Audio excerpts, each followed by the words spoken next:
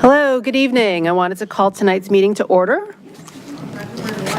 Welcome all to the Monday, February 23rd meeting of the City Council. Let's start with roll call, please. Yes, Mr. Agan. Here. Ms. Conley said she would be absent for a family event. Ms. Downs. Here.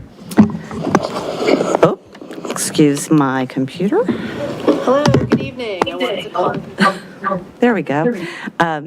Ms. Flynn. Here. Mr. Snyder. Here. Ms. Underhill. Here. And Mayor Hardy. Here. Thank you, Council. Thank you. If you could all rise and join us in the Pledge of Allegiance. Pledge allegiance to the flag of the United States of America and to the republic for which it stands, one nation, under God, indivisible, with liberty and justice for all.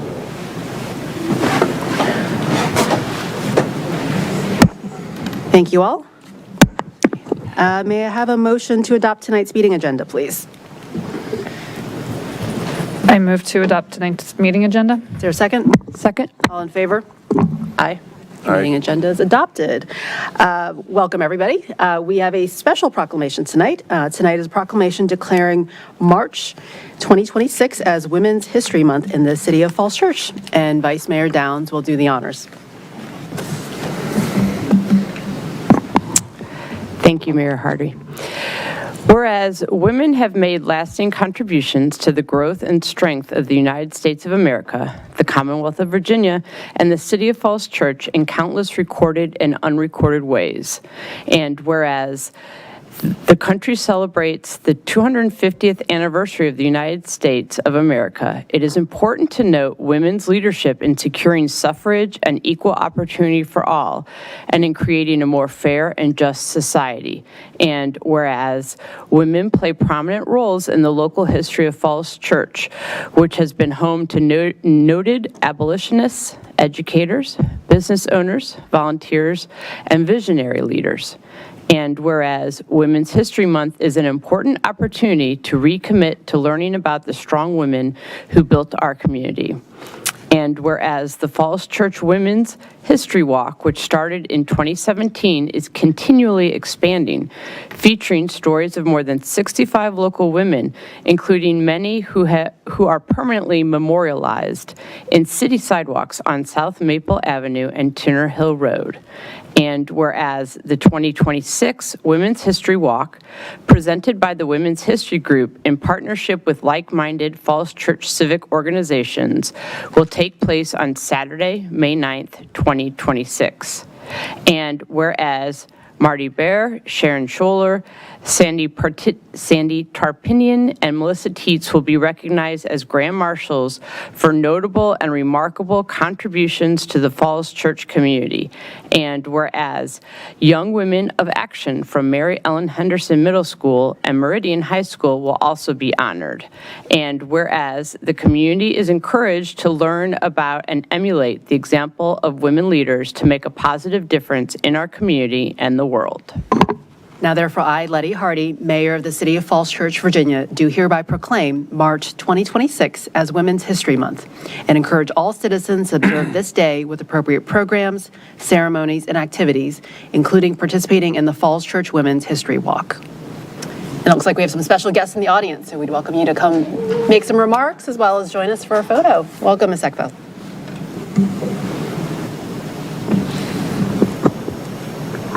Madam Mayor, Madam Vice Mayor, members of the City Council, good evening. My name is Sally Eckfeld. I am the leader of the Falls Church Women's History Group. And I want to thank you very much for that stirring proclamation to kick off National Women's History Month here in Falls Church. And I want to point out that in addition to electing the first woman governor of the state of Virginia, in Falls Church, we have for the very first time the mayor, the vice mayor, the school board chairman, and the vice chairman of the school board are all women.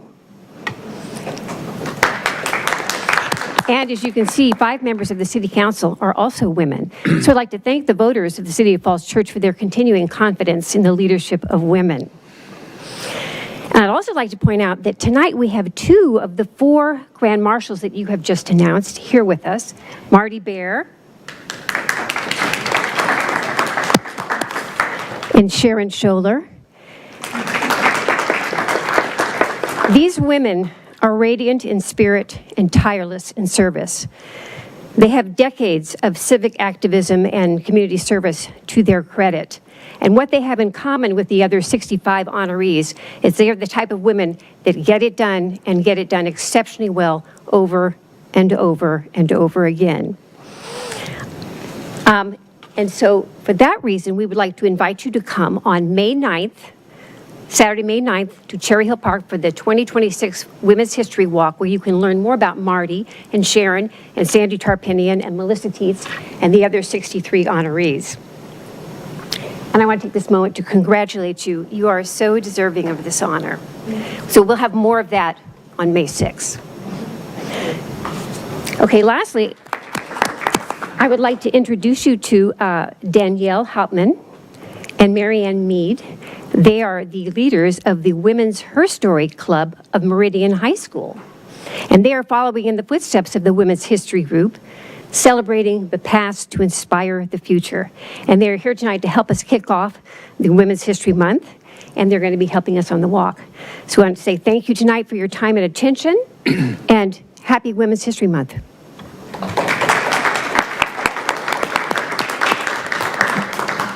Would you all like to come up and receive the proclamation as well as get a photo? Yes. I'm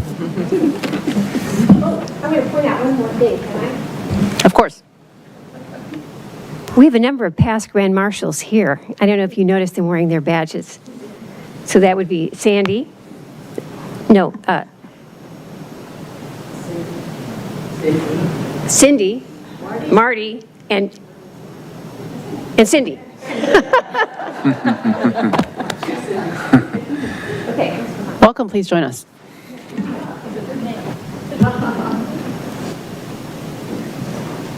Julie. In the middle or take the proclamation and have everybody go around.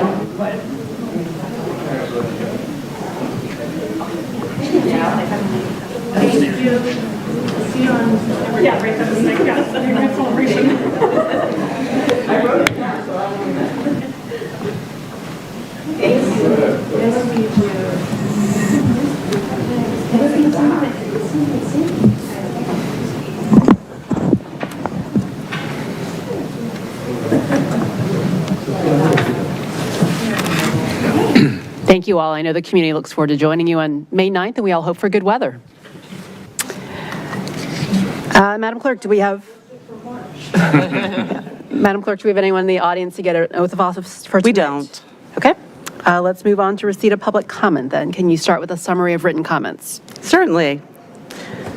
These are the summary of the written comments received by City Council since the last action meeting regarding the budget. Eric Pelton wrote in support of the scooter pilot, bike master plan projects, sidewalk improvements, increasing repaving funding via a C&I tax, funding an MOU with Nova Parks for snow clearing on the W&OD, and more sidewalk clearing enforcement.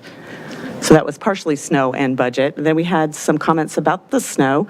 Bike, Walk, and Roll Falls Church urged council either to repeal the rarely enforced sidewalk clearing ordinance or preferably strengthening and actively enforce it by updating the code, targeting key routes, supporting community snow removal efforts, training staff for bike ped sensitive plowing, and investing in equipment and authority to clear critical shared use paths like the W and OD. Todd Friedlander wrote with concerns about snow removal and offered specific comments for after actions discussions. James L. Hamilton wrote to agree with Mr. Heil's comments, and Jeff Heil wrote in support of clearing the W and OD trail in winter, asked council to pursue non-taxpayer options such as adopt a trail for snow model, using high school service hours and engaging local service groups for volunteer snow removal rather than relying solely on public funding. Peter Oppenheimer asked that City Council explore entering into an agreement with Nova Parks to remove snow from the W and OD trail.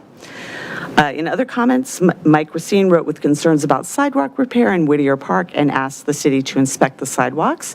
And the Environmental Sustainability Council requested that City Council include initiatives in its 2026 strategic priorities dedicated to advancing the green building actions prescribed in the Comprehensive Plan, the Community Energy Action Plan, and the Government Operations Energy Action Plan.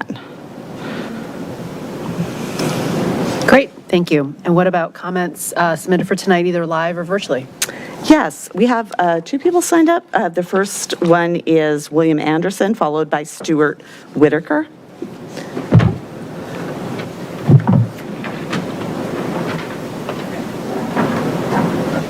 We'll get 3 minutes. Okay. We'll have 30 seconds to sum up when the yellow light comes on. To sum once it comes on? Yeah. So like once the after? yellow- Yeah, you have 30 more Right, seconds. okay. Can I start it? Yeah, sure. Okay. Hello, my name is William Anderson. I am a senior at Meridian High School, and I have recently completed a research project focusing on public libraries. And I'm here today to share some of what I have found. I know in a world of growing technology, you might feel pressured to reduce funding for our public libraries. After all, why would a community need libraries when every book can be accessed online? Well, I have learned that the advancement of technology actually increases the need for our libraries, not reduce it.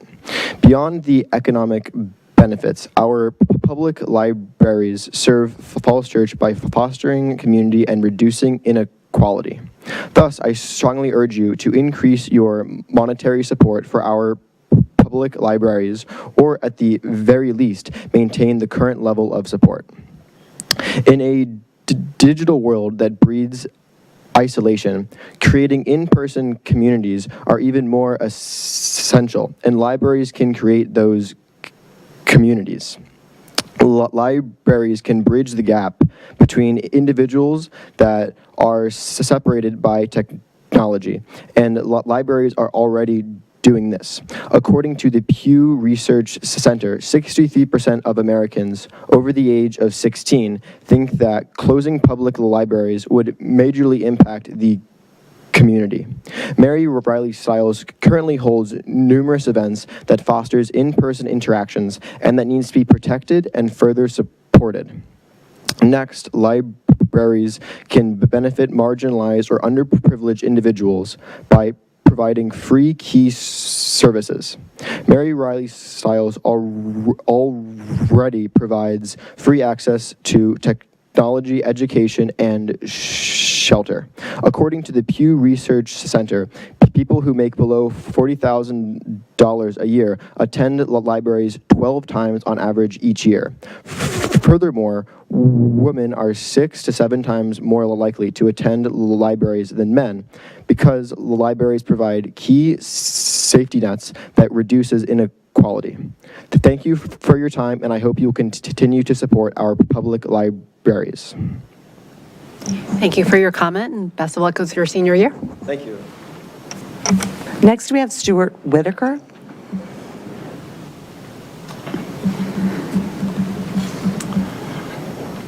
Thank you. Good evening.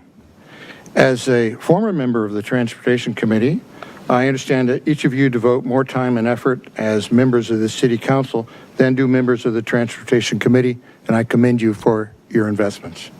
I'm aware of discussions about revising the role of the Transportation Committee.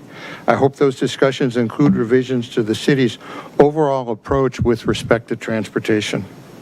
Transportation was identified almost 20 years ago as the second largest source of greenhouse gas emissions. While the science hasn't changed, the Trump administration has withdrawn U.S. support from the Paris Accords. Recently, the administration rescinded the endangerment opinion underpinning federal policies regarding climate change.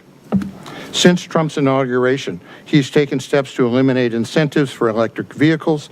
The administration has also taken steps to eliminate billions of dollars from mass transit and to prohibit states from using highway dollars for transit projects. The benefits of transit haven't changed and are well known. Regarding the city's Vision Zero initiative, let me offer just two numbers. There were 6.5 fatalities per billion auto passenger miles versus 0.3 fatalities per passenger mile on urban mass transit. Other benefits include lower roadway infrastructure costs, affordability, and healthier environment.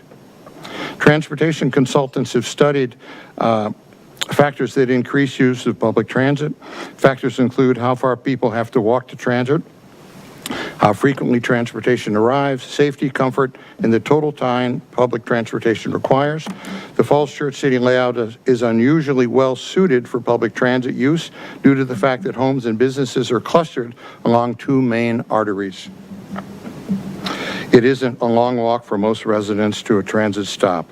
As for the other factors, frequency of vehicles, safety, comfort, total transportation time, the city is in a position to design systems and infrastructure to induce more transit use. In an earlier life, I had experience in planning and learned that the first thing organizations need to do is to establish goals. After that, actions become clearer. While the federal government withdrawing support for emissions reductions, automotive alternatives, and safety, it's more important for the city to raise its transportation game. I encourage the City Council to set as its goals transportation that's safe, low in emissions, affordable, individually healthy, and with low infrastructure costs. Thank you. Thank you, Mr. Whitaker. We appreciate how you've been such a steadfast advocate for public transportation. Do we have anyone else, Madam Clerk? No, thank you. Great. I know we have two annual reports tonight, so thank you all for joining us, chairs of the respective boards and commissions. If I could invite Chair Comont first for the Planning Commission annual report.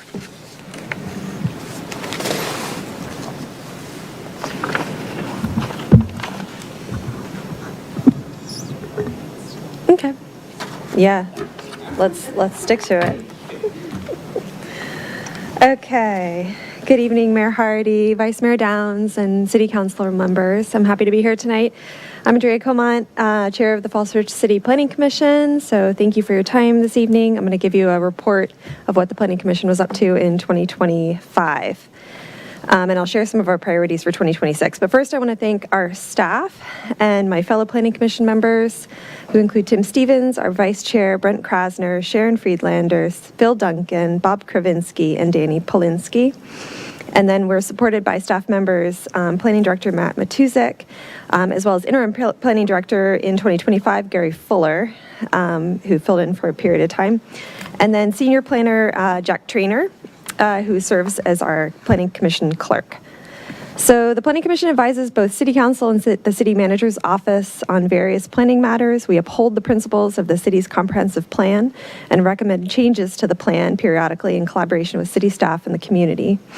Our authority has historically been to review and approve subdivisions, site plans, and easements. However, recent Virginia legislation, specifically SB 974, has removed site plan reviews from the purview of the Planning Commission. So we've been working with staff to navigate a new site plan approval process where the Planning Commission provides feedback and recommendations to the designated agent, who is Planning Director Matt Matuzik.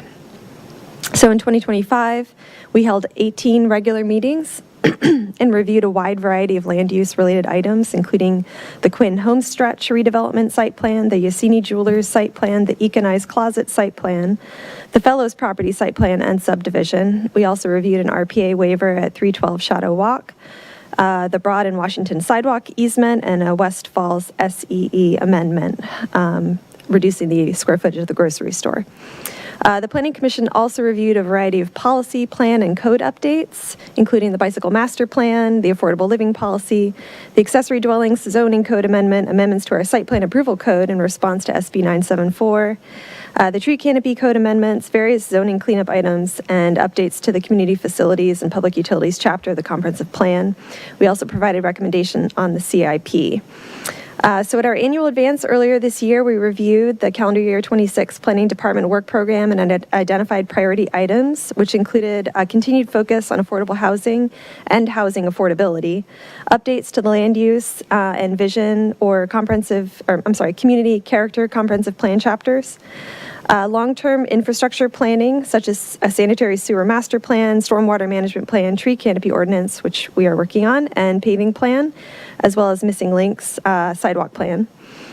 Implementation of the bicycle master plan and energy plans, supporting existing businesses by encouraging more community events that bring people to businesses, and evaluating commercial district permitted uses such as daycares. We also sent a letter to council in October recommending that council include a review of the cottage housing ordinance in its work plan for calendar year 2026. We're also aware that the BZA would like to review the city's sign ordinance. They sent a letter in, I believe, 2024 stating that the sign ordinance is outdated and overly limiting, resulting in frequent variances that are consistently granted. So we'd be happy to work on both of those initiatives. So on behalf of the Planning Commission, we look forward to working with you in 2026, and I'm happy to take any questions or comments tonight. Great. Thank you for that succinct report. Do we have questions and comments from Ms. Calmont? Thank you so much, Chair Calmont. And, one of the things I want to thank you and all of your colleagues, I didn't fully appreciate before I became a member of City Council. I knew that the Planning Commission was an important body, but I didn't really understand how important until I became a City Council member. So that you all are really do all this really get into the details and the weeds for us. So thank you. We really hang on your every word and your recommendation for sure. And thank you for this report. A couple things reading through your report. I guess this one is for Ms. Mester. In the report, there was some talk about advocating for utility undergrounding. Was that something that in our discussions with Dominion, we have broached that with them, haven't we? Yes, and I think the Planning Commission's focus had been, and it's included in the LEDGE program, more on the communication telco companies that have Cox, Verizon, RCN, because Dominion will underground, and they have a program and funding to do it, but the communication companies do not, and so you end up with the communication lines still up, power underground on the poles. Okay. So that was something we raised in the legislative program, but it's really much more of a funding and an SC legislation kind of thing to push as well. Okay. Thank you very much. And I know that we did receive your letter about the cottage, revisiting cottage housing, and I noticed on our little spreadsheet it's been on there for quite a while to be scheduled, but it is on there, so we hope to get to that soon. I am wholeheartly, I think we all are very supportive of when you were talking about in your report about the parklets and how the Planning Commission did not want to be naming things after individuals or groups of people, and we've been talking about this in terms of a park across from Oak Street Elementary, and we are all, I think I speak for all of us that we feel similarly. So I was glad to see that in your report, and I just wanted to say that I really agreed with your future goals. And I really, especially the one talking about evaluating commercial district permitted uses such as daycare. I thought that was really good because we're inundated with restaurants and things. And I know that, if we ever are to look at some mixed use development down the line, it would be nice to have some more flexibility. So thank you very much for your report. Great. Thank you. Ms. Flynn? I just want to say a quick thank you. I'm such a planning commission fan, and so really appreciate kind of the deliberations that take place and your, functioning as an independent body with your deliberation so that we get the benefit of your views. And so thanks to you and to your fellow commissioners. Thank you. Mr. Snyder? Just a quick comment. During the current legislative session, the city supported, and I spoke in favor of designating the Planning Commission as the designated agent. Regrettably, that legislation failed, and Cindy, I don't think it's coming back this session. So I wanted you to know that we made a strong effort to try to make that change. And I appreciate that we're trying to navigate around that legislation, and we'll continue to apply it to the best way we can to give the Planning Commission maximum participation in the process, because you add a lot in terms of transparency as well as your own expertise. So in my view, the issue hasn't died, but it's put aside for this current session. I wanted you to know that we did carry the message to Richmond. Great. Thank you, Mr. Snyder. Thank you. Mr. Underhill? Yeah. I've been watching a lot of your meetings online. It's one of my, I think about the viewing of different boards and commissions. It's one of my favorite ones to watch. So yeah, and a lot of the work that gets done there and then comes to us is a lot better because of all the time and deliberation that you guys put into it. I think we have a really great group on the Planning Commission, and how you guys work together is really, and the feedback and how you juggle different opinions and other things like that. Anyway, so just a big thank you, heartfelt thank you for all the work that you've been doing. Thank you so much, Ms. Underhill. Nope. Okay, so to wrap up, echo the thanks, I think, for the diverse opinions and all the different expertise, I think, represented on the Planning Commission. We really appreciate it. Two questions, maybe kind of requests. On the cottage update as well as the sign ordinance, in terms of kind of work plan items, I guess a question between Planning Commission and staff is how do we kick that off, given that I think we're pretty aligned that those are bodies of work we want to take on. I think with, for example, accessory dwellings, it worked pretty well by actually having the Planning Commission take the lion's share of the work and get into a lot of the details before coming to us with recommendations. I wonder if a similar approach could work if we initiate that, a kickoff discussion that says, yes, we want to take this on, Planning Commission, go have at it, come up with some recommendations for us, if that might be a good model we could employ on those two work items. Sounds great to me. I mean, usually our work is informed by a lot of staff work, upfront research on, so for the cottage update, so what's the data that we have so far, what other ordinances are out there, so there's usually some kind of a review or some staff time that would be need to be directed by the city manager at the direction of council for staff to work on that. So then we could take that information and deliberate as a body and then make a recommendation back to you. Same thing with the sign ordinance. There would be some staff time for research on best practices there, I would imagine. It's not really something that individual members of the Planning Commission will be able to do.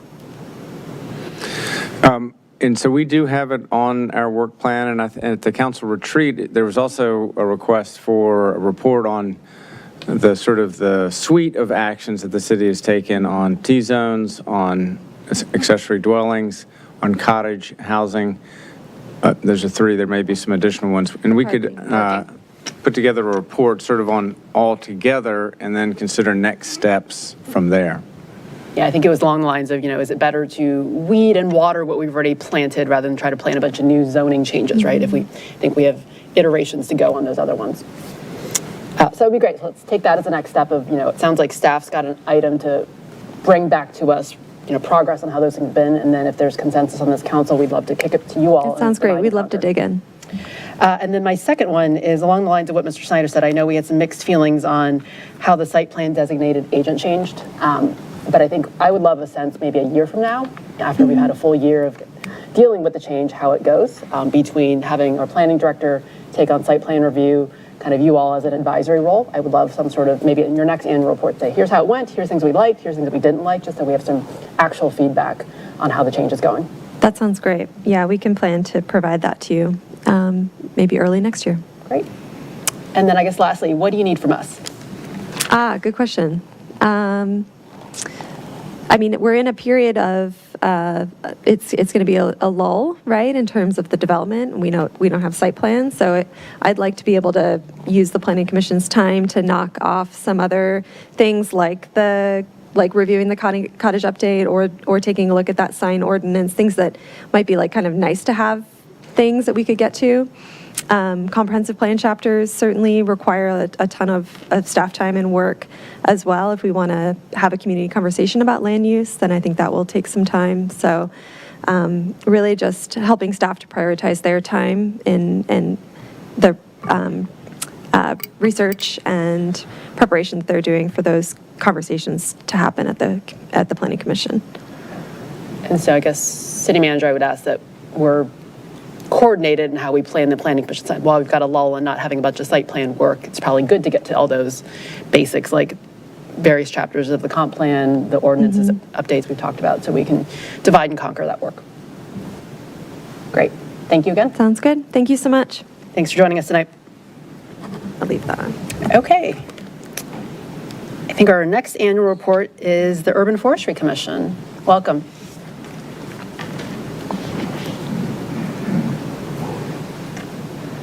It says 3, is that okay? Okay. I want all my time. Thank you. All right. Can you all hear me? Yes? Yes, okay. Good evening, Honorable Mayor Hardy, Vice Mayor Downs, and the esteemed City Council members. I'm Amy Crumpton, Chair of the City's Urban Forestry Commission, and currently our commission consists of myself, Tim Roche, Kathleen Norman, and Sean O'Brien, our newest member. And we have 2 student representatives, John Stern and Charlotte Seacrest, who are coming to us from the Citizens for a Better Community. We also have our wonderful, indomitable staff liaison, council liaison, Erin Flynn, and also our ever important city arborist, Charles Prince, is part of that commission. I appreciate this opportunity to report on the Commission's activities in 2025 and our priorities for 2026. In 2025, the Commission was pleased that staff developed a proposed ordinance to amend the Code of the City of Falls Church to increase minimum standards for tree canopy coverage within non-residential zoning districts. On behalf of the Urban Forestry Commissioners, I want to express gratitude to the city staff who helped shepherd the proposed ordinance through the public process over the past year. Thank you to Mr. Prince, Mr. Matt Matuzik, Mr. Kurt Lawrence, planners Cameron Gares and Jack Trainer, Ms. Sally Gillette, our city attorney, Ms. Amanda Stout-Brain of the Director of Public Works, and Ms. Akita Ruzzi, the zoning administrator. Due to staff's professionalism, this ordinance exercise has been well-researched and well-argued and has provided an excellent opportunity for public discussions at meetings of the City Council, the Planning Commission, and the Environmental Sustainability Council on issues that the Urban Forestry Commission has been ruminating over for some time. The Commission feels wholeheartedly that the staff's model teamwork set a precedent that will contribute to moving tree management policy forward for the city. In researching the ordinance, staff looked at current publicly available data analysis on the city's overall tree canopy coverage, which suggests that the coverage is at 41% or less, not the 49% we had previously reported. Between 2014 and 2020, according to the new analyses, the city lost tree canopy due to a host of pressures from development, redevelopment, utility work, and infrastructure expansion.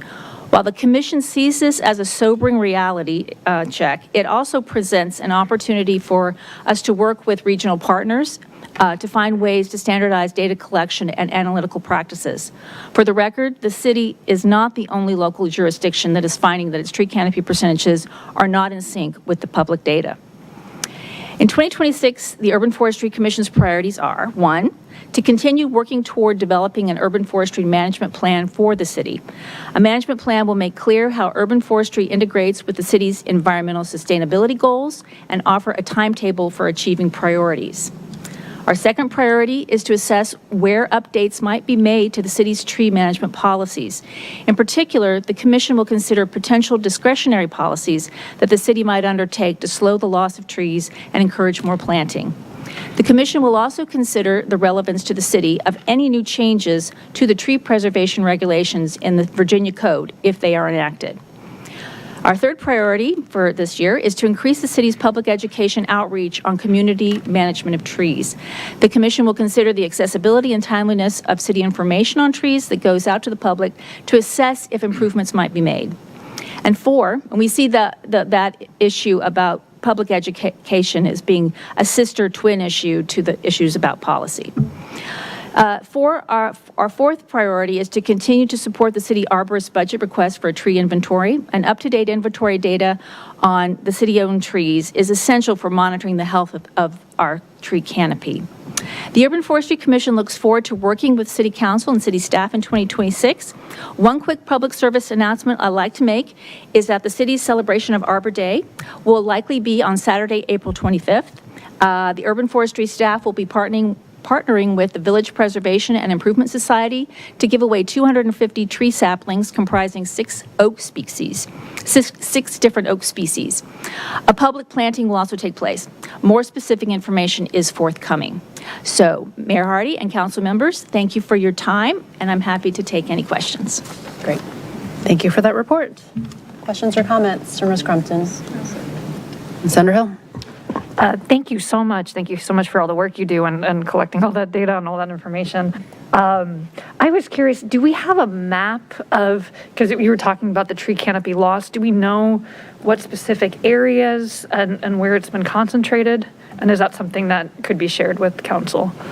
Yes, there are maps that give data in terms of, because our tree canopy is not a universal number across the entire community, right? Yeah. Different neighborhoods have different numbers on their tree canopy. Yeah. So yes, there is a map that shows that I'd be happy to share. Does it, would it be from the time frame, I guess, this is something that I was researching a while back, which was trying to figure out like what our tree canopy is and how it's been changing over time. And it's, I mean, at least when I was talking to Charles, he was saying it's difficult just because satellite imaging has changed drastically over the past 20 years or whatever else.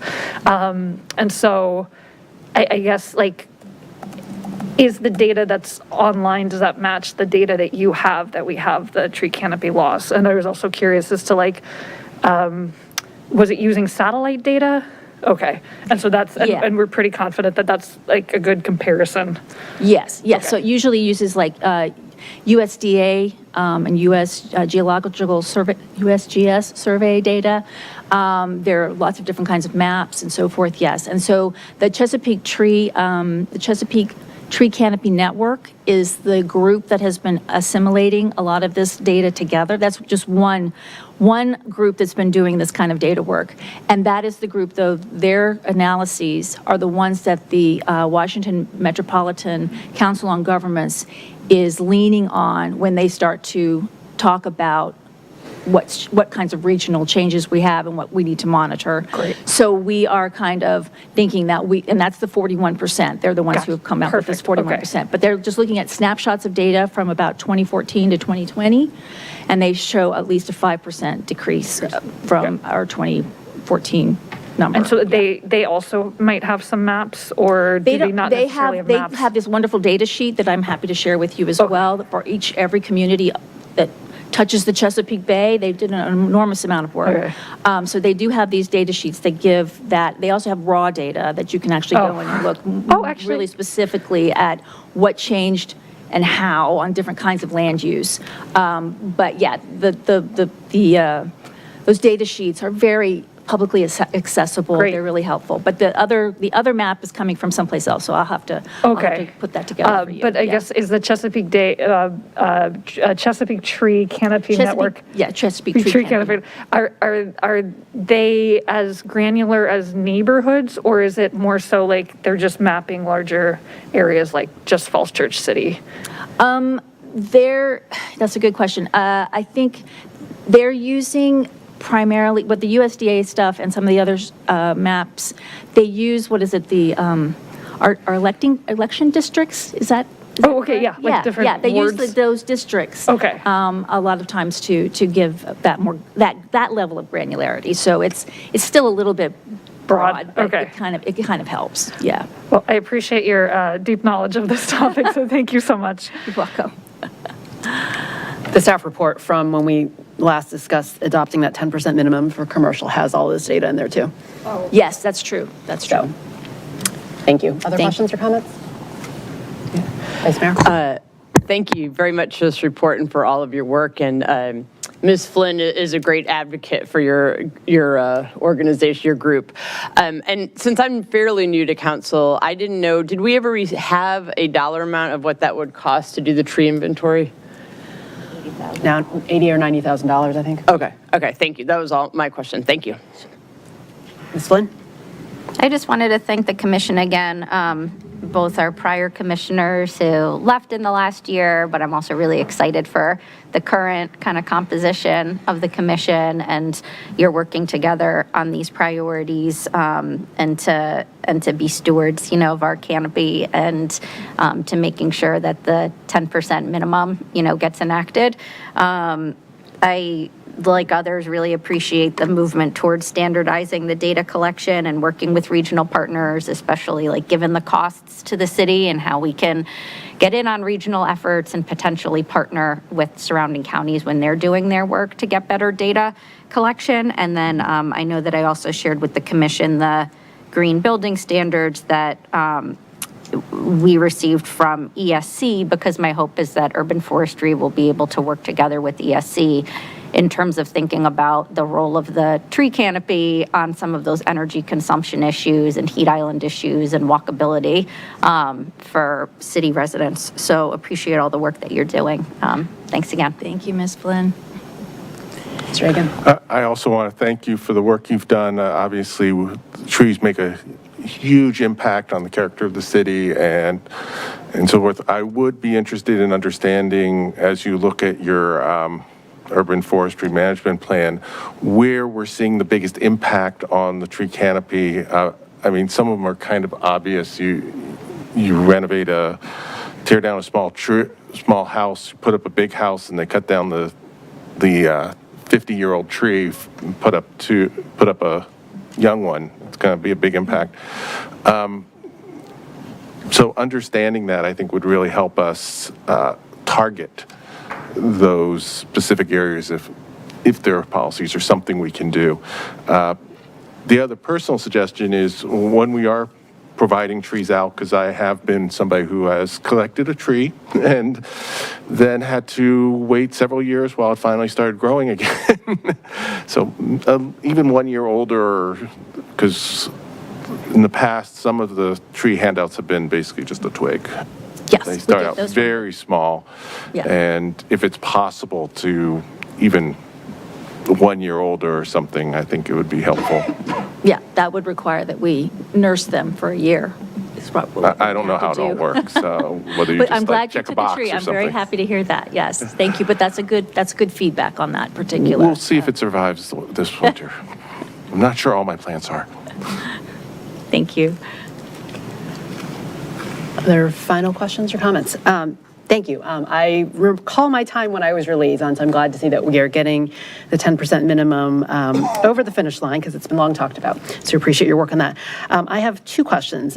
One is, I guess, for our big 250 celebration this year, there was an idea that I floated with the committee as well as UFC, whether we could be ambitious and plant 250 trees around the city. Yes. So we have already ordered the tree saplings, 250 to plant and 250 to give away. So right now, we're just working out where exactly we'll plant them, or if it might be even a multiple plantings for those 250. And then the others, we were just hope that the members of the community would be happy to plant a new tree in their yard. And is there a call for kind of manual labor to help with the 250 trees, or is that something that we're asking staff? Yeah, once we figure this out, we will definitely post that onto the city's environmental opportunities page, or just have a clearer flyer with all the information on it so people know when plantings might occur. Wonderful. And then I guess for an ongoing basis, is the neighborhood tree planting program still happening? Is it kind of defunct because of lack of labor, or where are we with that? It is still dormant at the moment. As you probably know, the the urban forestry crew chief, Lydia Mooney, and her crew have been planting little trees with cages around the city. You've probably seen some of those, which is a wonderful thing because they're just trying to get more trees in. Yeah, And I think the cages are actually a great idea because I see them on Howard Herman Trail. You would not know they were trees unless the cages were around They're them. a wonderful idea, and she's got little information cards on them to tell you what kind of tree it is and that sort of thing, but they're caged because we do have deer issues, and so that's kind of showing the proper best management practice on that right now. The program, though, to plant trees or have the city get trees onto the city right-of-way along neighborhood streets, which is the Neighborhood Tree Program, which began in 2000 and went till about 2020, and then we kind of ran out of staff and things just kind of shifted on us.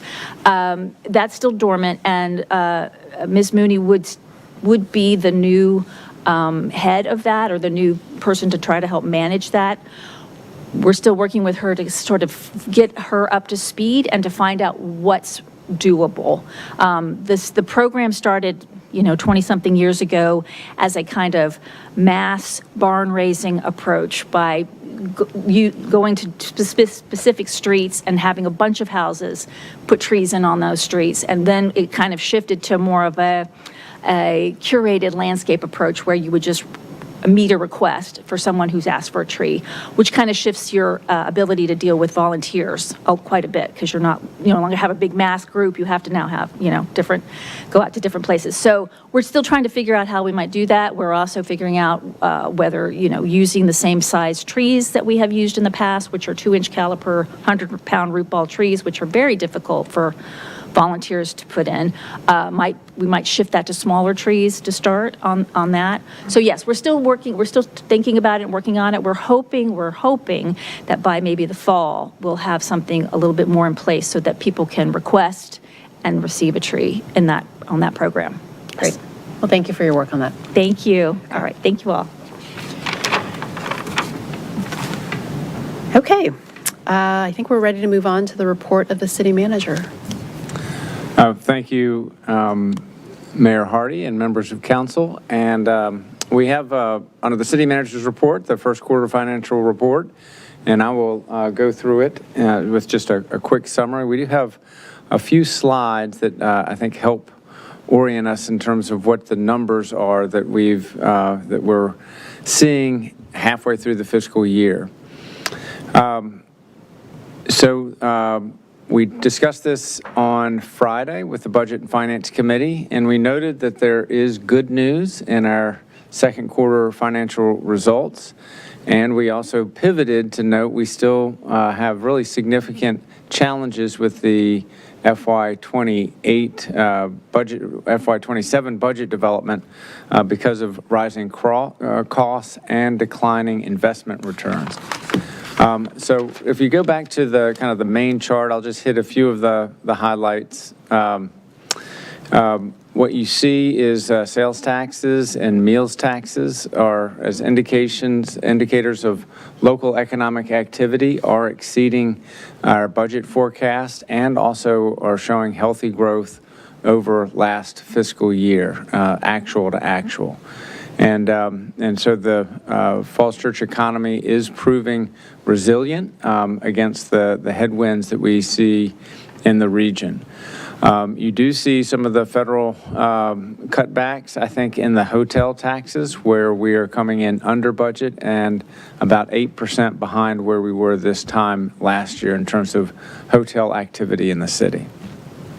Shifting to the maybe to the bottom line of this slide, we do anticipate that currently we are about 2.8% above our budgeted forecast for revenues at this point. And so then if we go to, I'm going to skip the next slide, but go straight to slide 5, just to kind of hit the summary. We can at this point predict that we will have a revenue surplus at year end of approximately $1.7 million. And what this slide shows is that we do have needs for those dollars. As the council is aware, the Phase 2 of the West Falls project. We've been we're still in discussions with Hoffman, but they've indicated to us that they're not in a position right now to proceed with Phase 2 for West Falls. What the comprehensive agreement calls for is an $800,000 payment, which would be a sort of a down payment, a non-refundable payment that would allow them to have a one-year extension for their exclusive option to purchase Phase 2 from the city. The ultimate price for Phase 2 is $10 million. So we, in the construction of the CIP, are assuming that that $10 million will be delayed. And in our financial forecast for this fiscal year, we're assuming that $800,000 payment will not be paid. So that is one of the uses of the $1.7 million in anticipated surplus. We've been working with Fairfax County. They did a recent audit of services they provide to the city, and they determined that they were not billing us for services for the homeless. The way that MOU is structured is that the city pays on a per capita basis, basically our share of the overall budget on a population basis. The services are actually a larger number than the shelters themselves, which is a good thing because those services are all part of the plan to end homelessness and have people avoid having to be in a shelter in the first place. But we had not been billed for that, for those services. And so there's a $400,000 charge that we're still in discussions with Fairfax County on, but we believe that we'll be liable for that in the current fiscal year. And with the snow that we've had, our current estimate is we think that we'll have about a $300,000 overage in our budgeted expenditures for snow removal this year. So that would leave about $200,000 of revenue favorability remaining in the current fiscal year. I'm going to shift now to if we could go straight to slide 8. So one of the things that we wanted to highlight as we're thinking about next fiscal year, the $6 million of annual debt service from Meridian High School. We want to discuss that in the context of anticipating that we won't get the $800,000 payment for Phase 2, which would have been designated for covering a portion of the debt service from Meridian High School, and kind of what our plan of finance for that would be. We have $6 million of annual debt service to cover Meridian High School, and over the past several years, really since the comprehensive agreement was entered into, and about 5 years ago, about 2/3 to 80% of the cost of the debt service has been covered through the lease payments for the West Falls development. And the plan of finance always was that once those capitalized lease payments ended, they would end at a time that tax shield is stepping up, and tax shield would sort of grow to supplant the lease payments. That was the original plan of finance back in 2017, and that is what we are now in the midst of. So in the current fiscal year, we had the final capitalized ground lease payments of $1.4 million.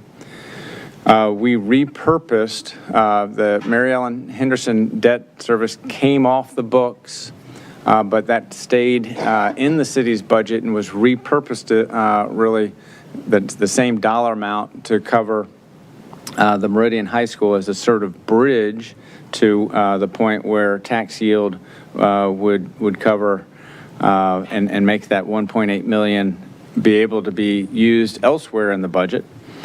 And then the $800,000. So we in FY26, we've just discussed how we'll cover the $800,000. That's the dark blue part of the bar. And then in FY27, we know from the economic development agreement with Hoffman that they will step up their property taxes. Will go to $2 million in FY27.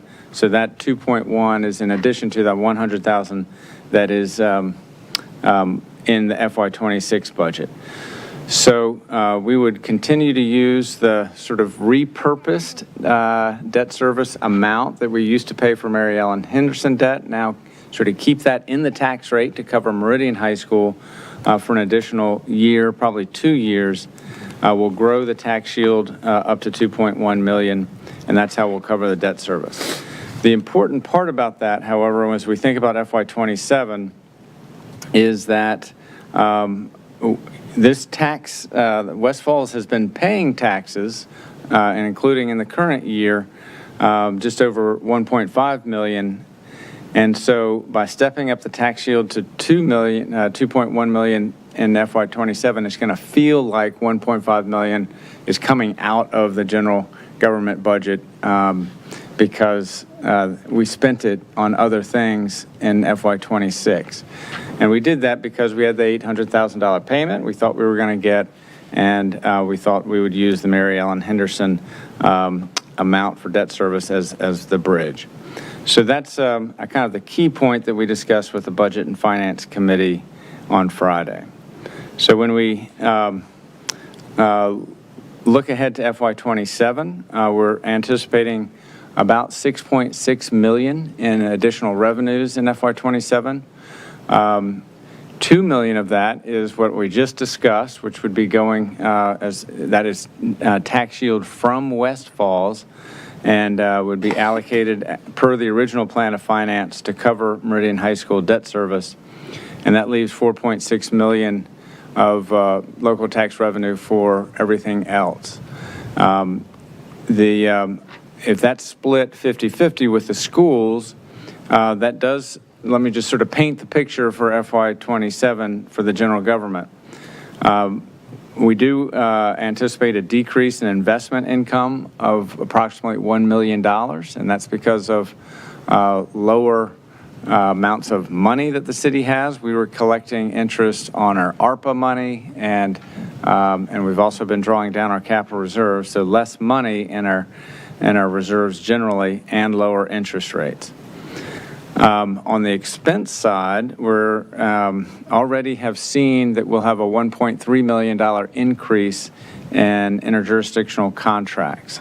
So between that decrease in investment income of $1 million and the increase in costs for IJ contracts, that would leave no money for everything else. So what we discussed with the Budget and Finance Committee is that the investment income was used to plus up, sort of do a surge on paving. We budgeted in FY26 $2.2 million for paving and just roadway maintenance generally, and $800,000 of that was from investment returns. And we were also using investment income to go to the Affordable Housing Fund, so $300,000 for the Affordable Housing Fund. So those are two areas where, in terms of having a balanced budget that does provide for compensation and meets other contractual obligations that we have in the city, we would tap into that paving money, and that we would reduce that surge amount that we had in FY26 so that it can fund other core government needs. So that's the approach that we laid out for Budget and Finance Committee, and I think those are some of the key takeaways that we take, as we're in the last month of working at the staff level on budget and presenting on March 23rd. I wanted to have these sort of big, important discussions now so that people are understanding kind of what the numbers are and what the challenges are that we're facing. This has been a very intense budget development cycle where we have been really questioning every dollar that's spent in the organization and making sure that it is producing value for the taxpayers. And so I think when you do get the budget, you're going to see the results of that work and the rigor that we're putting into it. We do every year, but it's been particularly pronounced this year. I think that's the kind of the main things we wanted to touch upon, and be happy to answer any questions. Great, thank you. Well, I think nearly all of us were actually at Budget and Finance on Friday, so we had one cut at this already. But Vice Mayor, I'll start with you. Thank you. Thank you so much, Mr. Shields. And yes, thank you to, I thought, Mr. So's memo was very informative, and I was at Budget and Finance, but I also had a conversation with a school board member today, so just a couple quick questions. That last slide that you were just on, slide 10, where we have, let's see, oh, there it is, the additional funding required, that bottom box. What is the ballpark number? Any idea? So To for fund those three things, it's significantly more than the $1 million. So that's where we're kind of doing the work to kind of prioritize in the budget so that we do believe it'll be very important to have adequate compensation for our workforce. We are also facing big challenges on public safety compensation. We think it's going to be very important for the sustainability of our services to address those needs. And then we have just baked in contract increases. So we're having to go into the budget to find resources, redeploy them, because those three things are bigger than the $1 million that would be available to us if we take the paving and the affordable housing money from last year. Okay. So, right. So that would be, and then, okay, that answers that question. Thank you. And then one of the questions that the school board member had, and you might have answered it, is on slide 8 when you were, so I guess the question was, so when you look at the revenue, we took out the $2 million, and then we're splitting the revenue with the schools. And so the school board member was wondering, had we always done that, is taken the debt service out of the revenue before splitting it with the schools? But I think that what this graph is showing me is this is probably the first time we've done that, or because of how just how this is laid out from year to year to year, that 2.1 in the red box. Yeah. So if I'm reading that red box, or the box on the right, tax yield comes online as capital lease payments stop. So this is something that was planned for as the lease payments, that we would be taking it more out of tax revenue.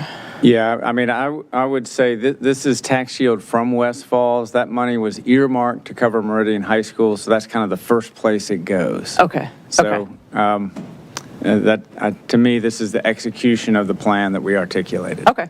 And I guess to take it further, I guess for the next 25 years that we're paying off the debt for the high school, we are going to be taking tax yield from West Falls and earmarking it towards that the debt, right. It's first year that we have it, but that's always been the plan since 2017. And so it sounds like people are now surprised how we're Right, and that's, that's also myself being new and the school board member being newer, so. And I was digging into the numbers from Friday, and effectively, and you look farther out as well, it strikes me that effectively we're splitting the cost of the high school construction with the school board 50-50.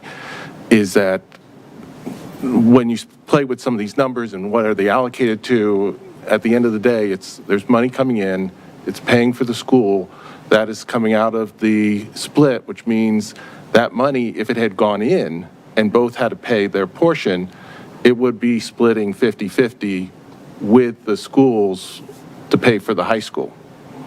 So I don't see really a change there. I think that's, I have to question why we're paying 50%, but when it all funnels down, that's what I see here, is that it's effectively the high school is being paid 50-50 between the city budget and the school budget. Sorry to interrupt, Vice Mayor. Sorry. No, that's okay.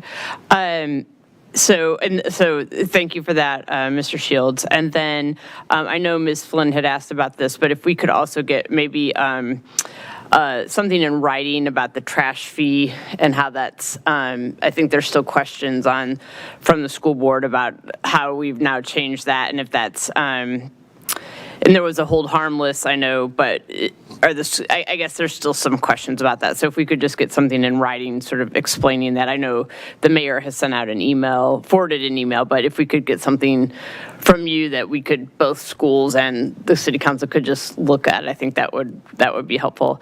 And then my final question, well, I guess two final questions. So if we don't find, using that investment income, and we had used that for paving and affordable housing, so that could go, we would have a problem then this coming budget year funding those two if we can't find that money somewhere else.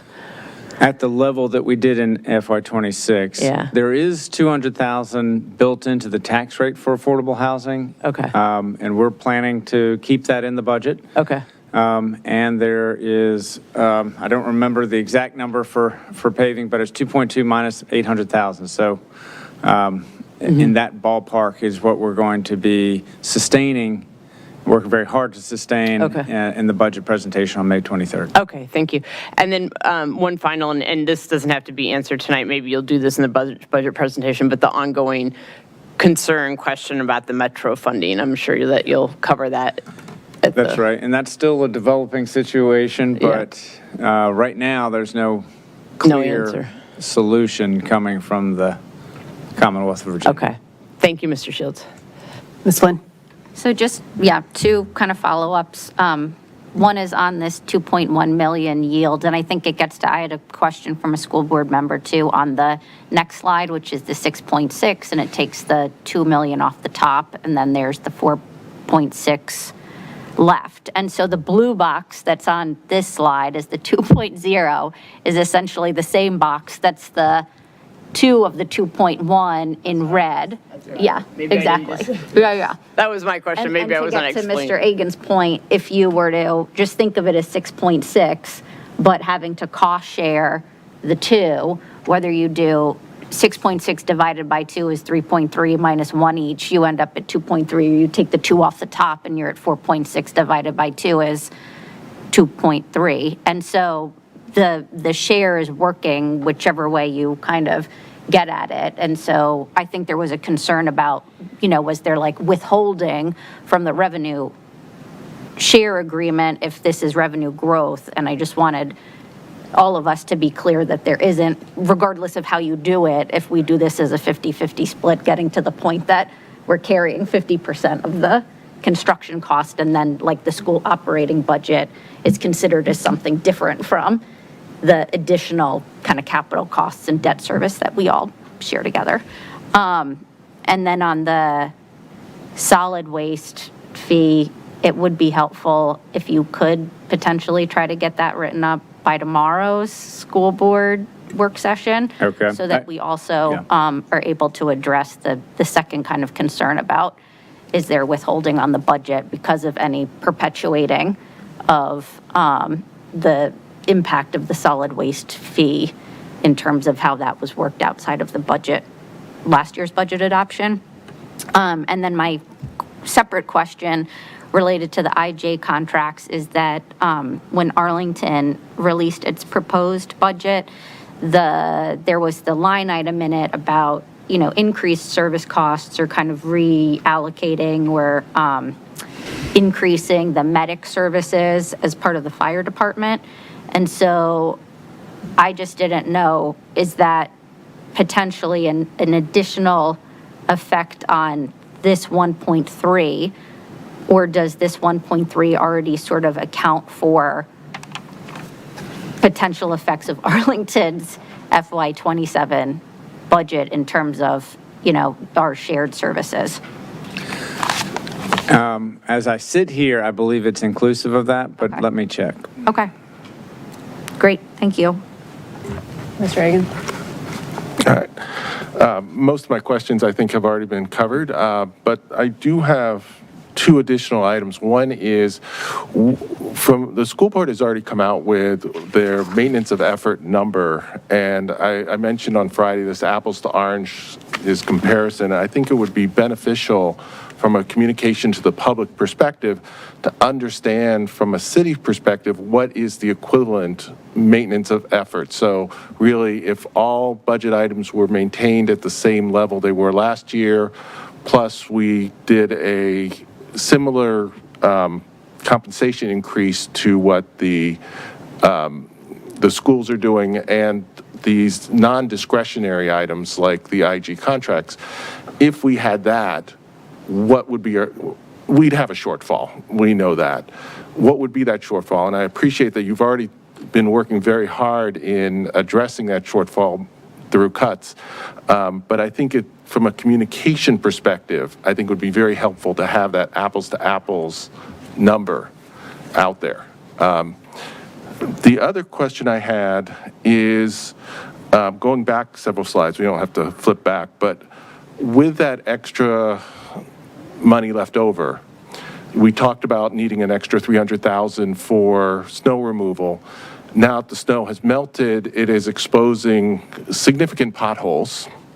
And so my question is, do you feel like we have enough budget this year to handle the pothole situation that we are going to get into in another month or two? I know they can't actually work on them yet, but we're going to get hit with them. Do you feel we have enough money already allocated in the budget to deal with the potholes, or are we going to need to use that $200,000 that's left for pothole repair? It's a great question. We're assessing it right now. I don't have those costs, but we'll get them to the council as soon as we have them. Okay. Ms. Flynn? Can I just, one other thing, so when we're talking about, the budget, this is the budget given current tax rates, current fees, and we're going to be having a separate conversation about what of sort of the menu of options may be available that also includes things like, like permit fees or different fees, or are you already thinking about fees, for example, as in these numbers? Or do these numbers not yet account at all for, like, let's say the 6 different options of what would a real estate tax be? What would increasing the property tax do? What would the, changing the fees as to certain, fee for service, not, and development, like site plan fees and those sorts of things do overall, like at the margins to the budget? And I think that's part of what I wanted to raise and kind of put on the table and be transparent about my own thinking of it with respect to the revenue share, is that if we are getting into those conversations, recognizing the significant shortfall that we have on some of the city side issues, in my mind, when we're getting into those conversations, we will be needing to have those conversations to deal with these sorts of larger shortfall as to basic maintenance, basic services, and not sort of be thinking about those potentially as like part of a revenue growth as compared to where we are now talking about revenue growth. Just, as my single view on it. Interestingly, I think Ms. Flynn had sent out Arlington's budget proposal, and I think the manager there actually did the same thing. So they're increasing, I think, one of the tax rates. It might be the real estate tax rate, but actually not sharing it with the schools because of things that were strictly costs on the general government side. And they have a revenue sharing agreement as well, so I think that was a notable approach that's being taken by our neighbors. Other questions or comments?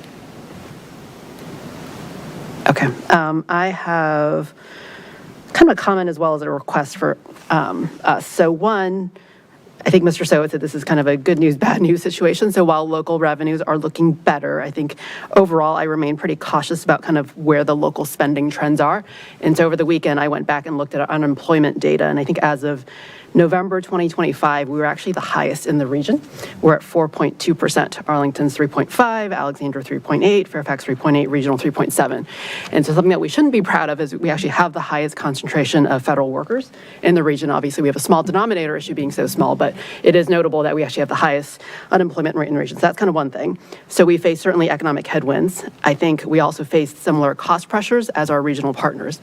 And because we have the advantage, Mr. Shields, of doing our budget maybe about 2 weeks later than where our neighbors are, we have the advantage of actually seeing where our neighbors are. So Arlington did theirs on Saturday, Alexandria is presenting theirs tomorrow, Fairfax County did theirs last week. And so I've been reading their budgets because I can't get enough of budget season. Apparently I'm going to start a couple weeks early. And so I know that we have the same kind of desires to offer competitive compensation, but I do think that when you read our neighbors' budgets, it is a pretty sobering picture of what the region is facing. So for example, Arlington's budget is actually decreasing compared to last year's. They have declining revenues. They're proposing a 50+ reduction in FTEs, half of which are actual people. So it's not just cutting vacancies, unfilled vacancies. So that's a pretty big deal. And actually proposing a 1.5-cent real estate tax increase and doing a bunch of other service cuts. And so that's just the situation next door. Obviously, we don't have the same commercial vacancies, but I do think it is prudent for us to be really cautious about that trend and the worry about the broader economic picture, because that is really next door to us. And so I guess while we are looking at potential revenue levers, one ask I would have for all of us is actually be really critical, and I'm glad, Mr. Shields, you're already thinking of this, to really challenge ourselves on the expense side as well. For example, if we have a comparatively rosy, I think Mr. So is predicting probably a 4.5% revenue picture for next year, that is way better than our neighbors. I would hope that we can figure out how to live within a 4% revenue when our neighbors next door are seeing declining revenues and having to make those pretty draconian cuts. I think it just means that we need to think really, really critically about our expenses before we think about all those revenue levers as well.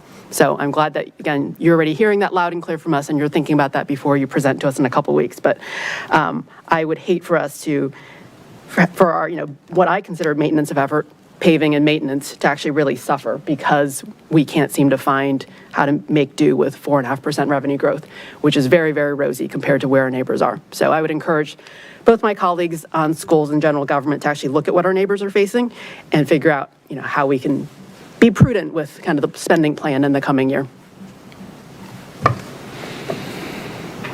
Okay. Thank you for the update. One quick thing on what you said, Cindy. Is Cindy still here? Yep. The unemployment numbers you quoted are from November. I was expecting those numbers for December by now. I mean, we're in February.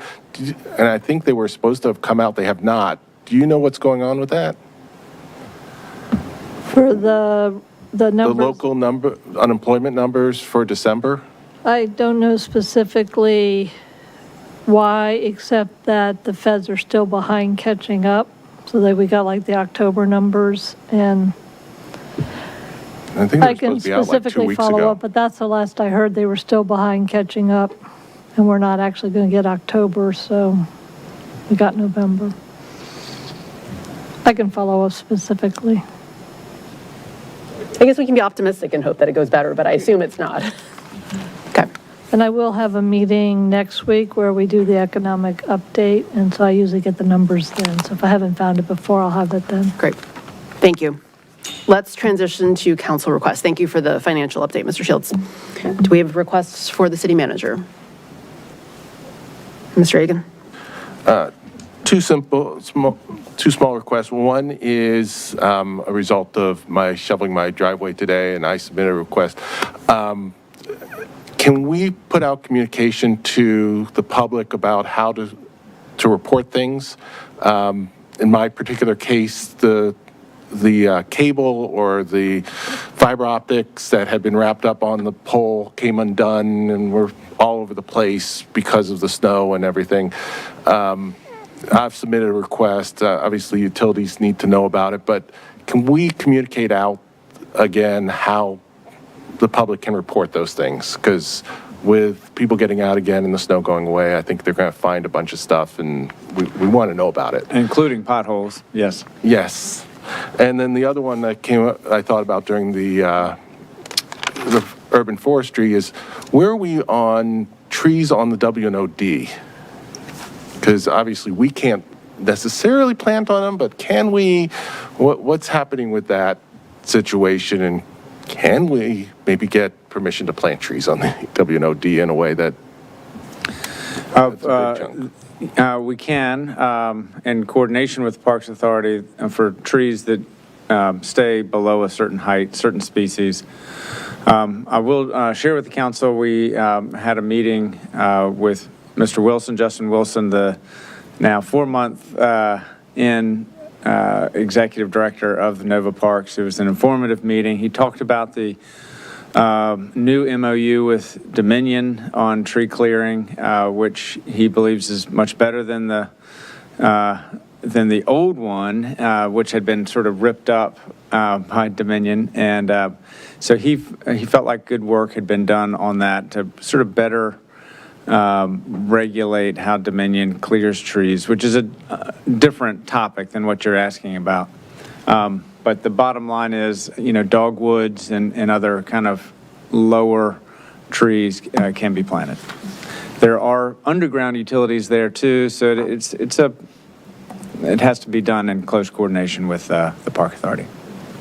There was actually a bunch of trees and bushes planted probably at this point over a year ago, but they were not caged, and so you probably can't tell that they were actual trees, and I don't know whether they got mowed down, but it was a combination of trees and bushes. The previous executive director sent me a list of where what types were planted, but I think I had asked Mr. Wilson the same thing, that now that we have this MOU with Dominion, could we go back out and do more plantings as long as it meets their new maintenance requirements? Yeah, I'm actually hoping that some trees or even low ones will help with the wind situation. If you've gone there, it can be a wind tunnel, and it's just the nature of the beast. Okay, other council requests? Ms. Underhill? Just regarding that discussion with Justin Wilson, did an MOU on snow clearing get brought up at all? It was, so it's something we said we could take up. We did learn that the arrangement with Arlington County apparently is much more informal than I had thought it was. He said there is no real written agreement with Arlington County. So I was sort of hoping that there was, that we'd have sort of a starting point to have the discussion, but apparently there isn't. So that will be something that we'll follow up on. Okay, great, thank you. Other council requests? Mr. Snyder? Thanks very much. We continue to get citizen input about the snow clearing issues, and I see that we're set for, on the draft schedule for discussion of the snow response after action. My request would be that in addition to it being an after action discussion, that we look at alternatives to improve enforcement. Can that be a part of that discussion? It will be. I think it's kind of internally, it's one of our biggest, it's a big after-action discussion, and we're going to carry that into the council. I know you all have thoughts on it. We'll kind of compare our notes with your notes. So we'll have that discussion. It's a big challenge, though. I will say, in all the conversations I've had with people with ideas on how to do it, I worry about the administrative sustainability of it. But we're going to have a good, positive approach to it and see where we can get. Yeah, it's kind of important to us, to our citizens, particularly to somehow maintain walkability that did not occur, and I'm not placing the blame on city staff particularly at all, but and I noticed it was a current issue for me this morning because I was not only shoveling the walk for the snow that came down, but shoveling all the stuff that had been moved from the city streets onto the sidewalk. So, but this isn't about me. This is about the larger issue about how to maintain walkability to the maximum extent that we can. Thank you. Okay. Ms. Underhill, did you have others? Just, so we are going to have it'll be next week, we're going to have a... I did, at the mayor's meeting, it was talked about doing it like on March 2nd. We're having our staff after action review after that date, so I think I moved it out, to March 16th. Okay, but so there will be larger discussions. We recognize it's fresh, it's on people's minds, we want to get to it, but I wanted to get some staff work done on it in advance of coming to council. Mr. Schultz, I just want to say that most every school system in Northern Virginia was closed for well over a week, and even though my children were not happy that we helped the schools to get open, it is a real feather in our cap that we were able to get our schools open so quickly because our neighbors were not. So thank you. And I just want to say that when the feedback I received about the snow was mostly very positive about the city's response, but the negative responses I got was more about, again, businesses and churches not shoveling their sidewalks. So that's, to the point of, is there some enforcement and all that? But I just wanted to thank you and the Department of Public Works for all of that good work, because that was really literally a heavy lift, and the fact that we got our schools open so quickly was great. And so if we can just figure out the commercial piece, and like I said, churches too, and, we've got some churches on Broad Street that didn't shovel, and so that sort of thing. And whether it's, however we want to do it, whether it's some sort of enforcement of fines, or whether it's, we've got Boy Scouts on hand that can help, whatever it is, we can figure something out. But thank you very much. Well, thank you for those comments. And I want to also compliment the school leadership on, I thought, very good decision-making, but they also communicated to us in advance what their goals were. And so that allowed us to sort of organize their work and try to help them accomplish that goal. And I think we're very pleased that they were able to open up quickly. When you go into 3-4 days out of school, that's really impactful for student achievement, learning, and a whole host of things. So we want those schools open. Others? Okay. Yes, and I guess most recently, so the last night's event, thank you to DPW for getting the streets down to pavement, and I think we were glad that it was a more traditional snow event for us, and everything That's right. melted by this afternoon. So hopefully the kids will be back in school tomorrow. My request is actually related to Mr. Egan's. So I know that we normally don't do pothole patching and repaving till the spring, but given how severe some of the potholes are, I want to see whether we actually can start some of that early, because I do worry about the safety of some of the roads out there. So aside from the budget implication, whether it's actually operationally feasible to get crews out there and deployed on the biggest potholes out there already. Per an email I saw this afternoon, some of the most dangerous ones have been patched till they can get back and do Yeah. more proper. It is possible you put a cold patch in, and it's pretty unsatisfactory, but it's better than Giant holes. a big Okay. hole. Yep. Great. Well, thank you for that. Okay, I think that's it for requests then. Let's move on to business on the agenda. Madam Clerk, can you call the item, please?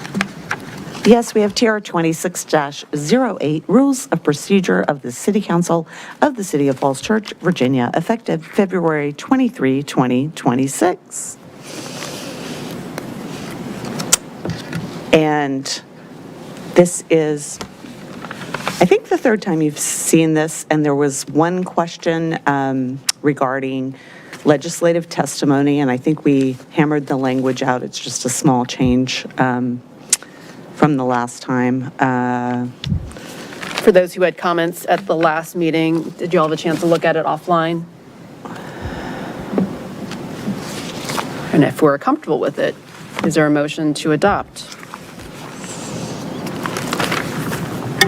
I move to adopt TR 26-08, sorry. Is there a second? I'll second. Ms. Underhill on the second. Can we call roll? Mr. Egan? Yes. Ms. Yes. Downs? Yes? Ms. Flynn? Yes. Mr. Snyder? Yes. Ms. Underhill? Yes. And Mayor Hardy? Yes. Motion carries 6-0. Thank you, council. Great. I think we're on to consent already before we get to the work session. Does anyone want to take anything off of consent? It looks like it's mainly appointments.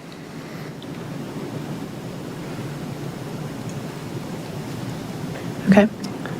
I don't see any, so is there a motion to adopt the consent packet? I'll move to adopt the consent items in C1 and 2.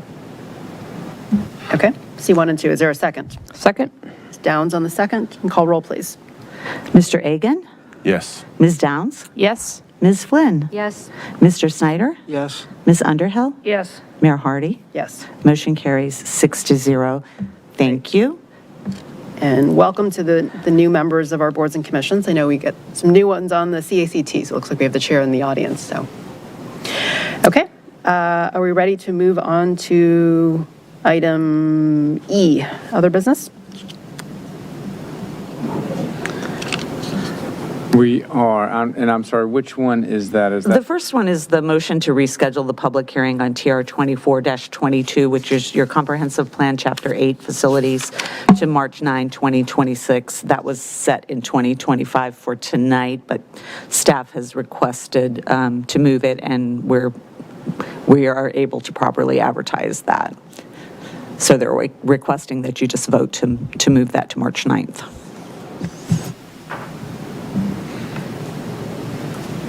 So is there a motion needed for that? Yeah, there's a motion to reschedule the public hearing on TR 24-28 from February 23rd to March 9th. I move to reschedule the public hearing on TR 24-28 from February 23rd, 2026 to March 9th, 2026. Is there a second? Second. Egan on the second. Call roll, please. Mr. Egan? Yes. Ms. Downs? Yes. Ms. Flynn? Yes. Mr. Snyder? Yes. Ms. Underhill? Yes. And Mayor Hardy? Yes. Motion carries 6-0. Thank you. I think we're on to work session. Okay. Mr. Shields. So I think the first thing that's listed in the work session is the council's strategic priorities. Am I reading the agenda correctly? That is correct. Okay. What's been provided to the council is a set of notes that were written up by the Virginia Institute of Government on the council discussion on January 31st, where the council took time on a Saturday, all-day Saturday, to discuss kind of key areas of concern and ideas on how the city council would like to see the city change and evolve over time in a desired future state. The key things that were discussed were, as they have been in years past, access to affordable housing, improving safety for all users of city streets, so transportation being a second big area of interest, economic development with a really strong signal on supporting local businesses so they can grow and thrive in the city, and a fourth area of environmental sustainability and maintaining progress on environmental goals in the city. So those were kind of four big areas of concern that the City Council discussed. And I think tonight, what we were, I think from the staff perspective, we wanted to see if there were sort of additional thoughts that the City Council had on this report, but also to discuss process. And there's sort of two ways we could proceed from here. And one is for staff to sort of take this kind of the notes from the retreat and turn it into what the council has seen in the past of a document of council strategic priorities with desired outcomes and some key strategies to move those, to move the city towards those desired outcomes. Staff could do that work, or the city council could delegate a smaller group possibly to work on these and sort of develop the wording behind those and the ideas behind those. So that was what I was thinking it would be helpful to discuss, sort of how we take this to the next step. Okay. So it sounds like three questions. One is, those are the four large buckets you heard from the retreat. Were those the right ones? Anything missing? And then third, kind of process, like, do we want to work on it among ourselves and come up with kind of the work plan? Do we want staff to take it on? Is that kind of the fair request of what we should be working on? Ms. Underhill? Yeah, so I was looking through this report. I guess those buckets look good. I mean, I guess sometimes there are things that don't fit in buckets, and so I do want to stay somewhat flexible. I think, Letty, you had mentioned something about if we needed to do something on voting or whatever else. So just as long as we have some flexibility, it's not like we have to be rigid that everything stays in those buckets. The second thing is that I would be interested, because sometimes staff knows things that we don't. Like, there's a really big problem with our, X process, whatever it is. And so I really would like to get some staff input on, like, hey, this is something, I mean, we've even been told that from staff, actually, our parking requirements have been somewhat problematic, and that would be something that we need to solve for, and that would streamline a lot of other things that we're doing. So getting staff input would be extraordinarily helpful here, because we don't necessarily know what they're dealing with every single day. And so maybe they have projects that they think would really help. In terms of those 4 buckets, one of the things that I noticed at the very end of the report was action items. And so it seemed to sort of highlight the key things that we discussed. I did notice under the multimodal transportation and safety and other things like that, that the discussion on parking was missing from there. So that was something that I did want to flag. And then, yeah, I guess I also just want some reassurance from staff to make sure that whatever we're coming up with, that we're not leaving behind some of the things that we already have that are ongoing. So that would be the Vision Zero and coming up with complete streets plans and I guess obviously things that are already in motion, because that still takes up staff time. And so if we're talking about a plan for the next couple years, making sure that those things are also sort of scheduled, things that are ongoing are still like scheduled into that time frame that we have. Yeah, those, and then in terms of process, I think how we did it a couple years ago was fine. It took, I don't think we did any, figured it out until June or July, so it was a little bit longer than I would like, but so if there's a way to, so that we can, I guess, start to make progress faster, that would be great. But in terms of how we could do it this time, I do think getting staff input and then getting council input. And I would even be interested if we could even have some back and forth over email, or if staff puts something together that's loose and then council members can respond and then we can have a discussion. That would seem to me to be a way to potentially organize it. Cool. Thank you. Okay. Other thoughts? Vice Mayor.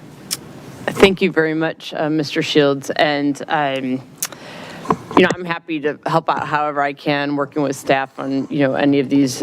One, I know Ms. Underhill mentioned that the mayor had talked about ranked choice voting. I noticed it is the document that's online provided by the consultants did list it at the very end as a work session topic. And one that I would like to add perhaps as I don't know if it would be a 5th bucket, or actually maybe it's just a work session. And I know we're probably going to discuss it in GovOps, but is the external communications.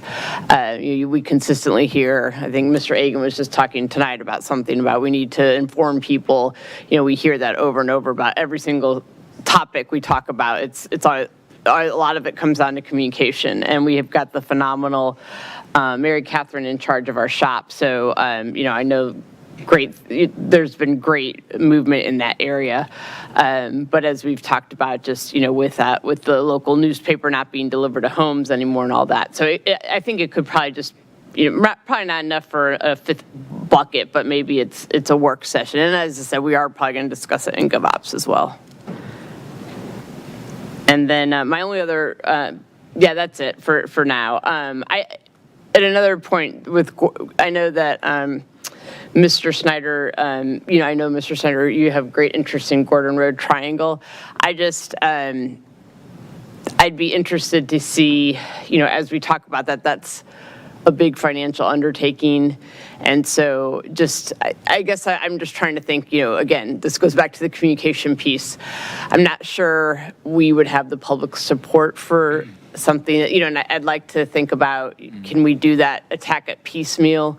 Could we know Department of Public Works needs help with that building and they need renovations. Instead of looking at a $30 million project, could we, let's work on DPW and give them spend $10 million on upgrading that building. Then we move on to the homes. I don't know. I'm just trying, given all the realities of the budget and people getting a little nervous with, debt and that sort of thing, I'm a little bit hesitant. So I guess I'm just throwing that out there that I would like to also have more public input and getting the word out to the public more about that. Thanks. Lynn?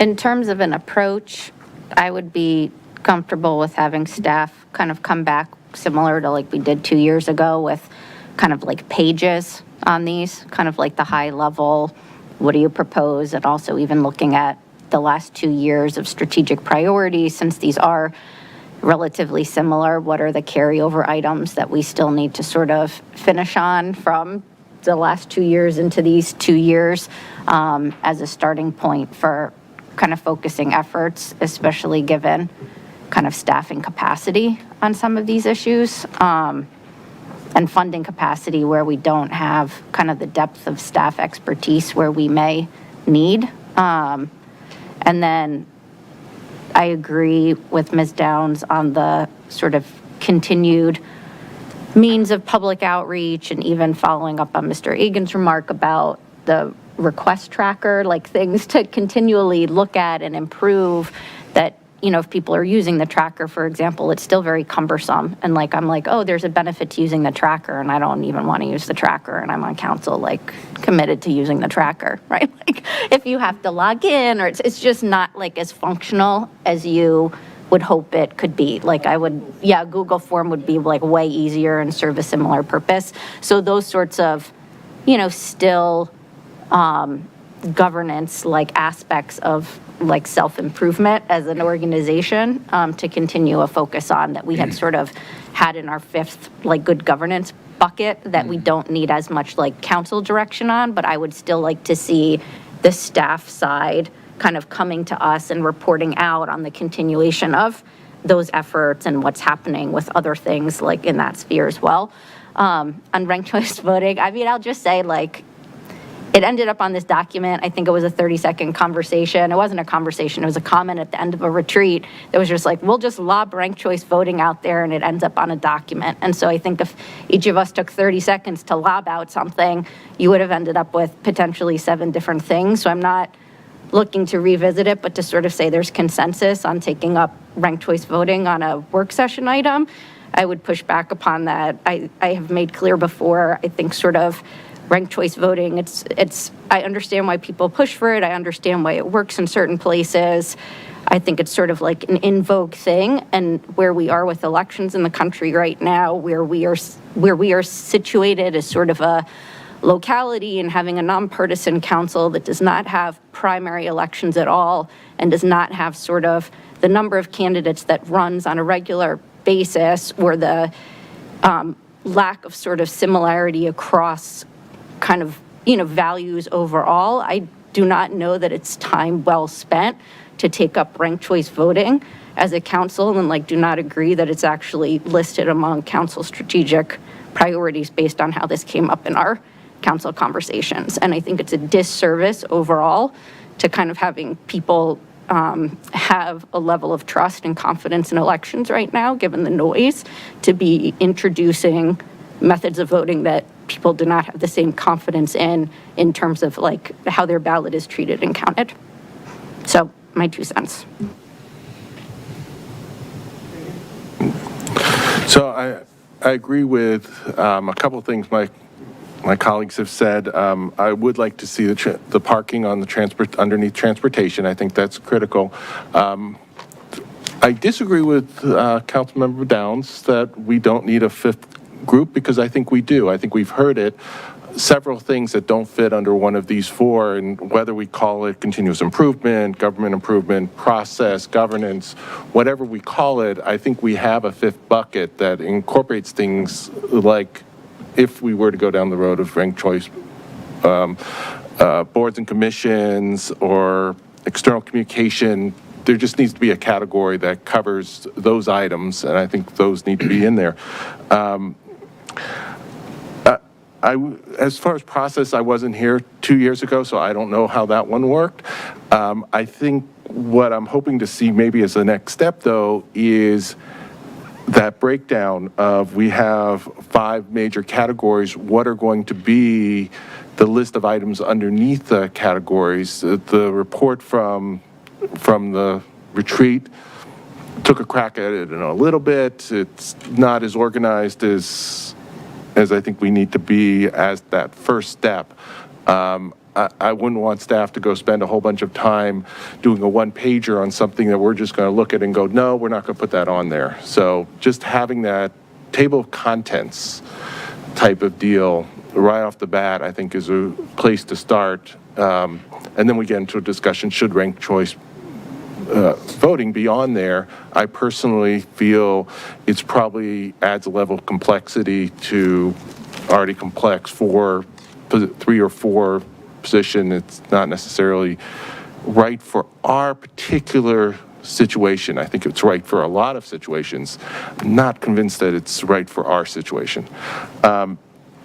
But I think that table of contents is really the next thing that I think that we need to do, because that'll also capture what's left over from the last plan. That was basically it. Mr. Snyder, do you have input?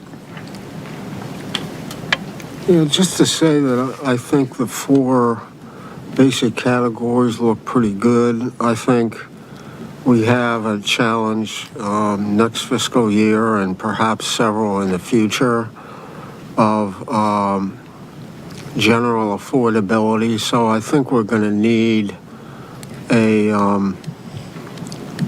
sense that we're going to have to make some tough decisions among these elements or sub-elements of them, but I think we've sort of captured the elements, the 4 buckets, if you will.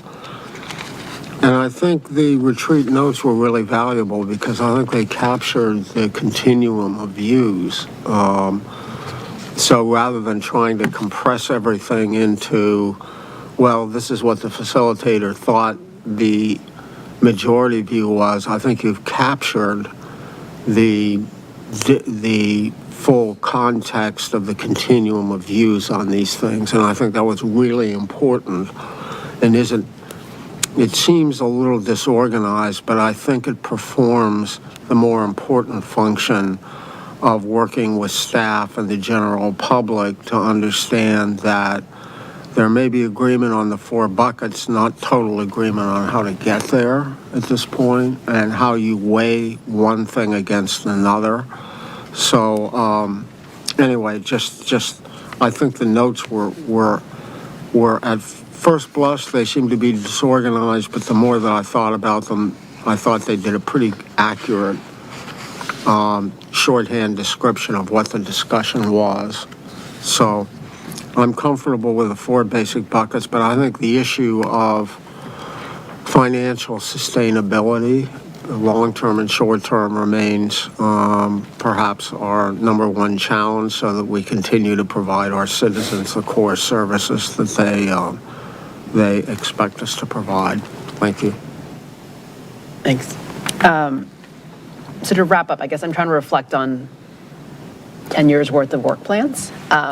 I don't think anybody wants to go back to the work plan where it was 75 items on an Excel spreadsheet, so that's good. I think we generally like kind of having the, static buckets and then having kind of 2 to 5 items per bucket. So not every bucket gets equal weighting, right? So like, for example, I imagine housing, transportation, economic development are going to have probably 5 items in there. Maybe you're going to have less in environment because we already have a very detailed plan that we need to follow, and so maybe there's less attention to it. So I would just encourage us to think about that not every bucket needs to have the same amount of things. I think I agree with the majority that if staff can take a crack at what the items are within those buckets, that would be helpful. I heard support for kind of the good governance bucket to return so that we can have things like the request tracker, better external communications, maybe a few other cats and dogs can kind of fall in that one. I think as part of that next crack at it, I would ask staff to think about kind of available resources, what the right sequence is based on staff work and available, what might be happening, and then where we can outsource or share the work, for example, with the Planning Commission or other boards and commissions. So if it makes sense for someone else to take the first stab at it before it comes to us, like we can sequence it in a way that might make sense. And I kind of like the idea of, if we come up with a rough document before it comes to work session, if you want to just circulate it to us to make sure that, the 2 to 5 items within each bucket are generally aligned with what we're thinking, then we can use our live work session time more productively.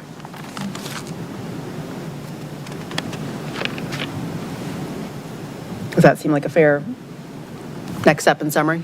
Yeah, that's very helpful. We do have this So we had sort of laid out a schedule of a March 2nd discussion and then a council action to adopt the strategic priorities on March 9th. If we came back with sort of the table of contents, you know, pretty bare bones, I think that is doable in that time frame.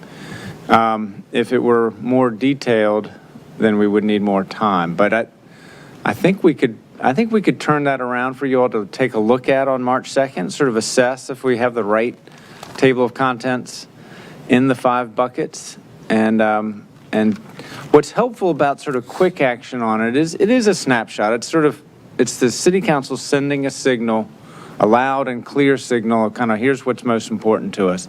We know in the whole body of all the city work, there's going to be a whole lot of other stuff. But this is the council's chance to sort of put your stamp on, you know, this is our stuff that, and so I think we can turn that around. I'm sort of excited about the idea of getting it done by March 9th. How do you all feel about that?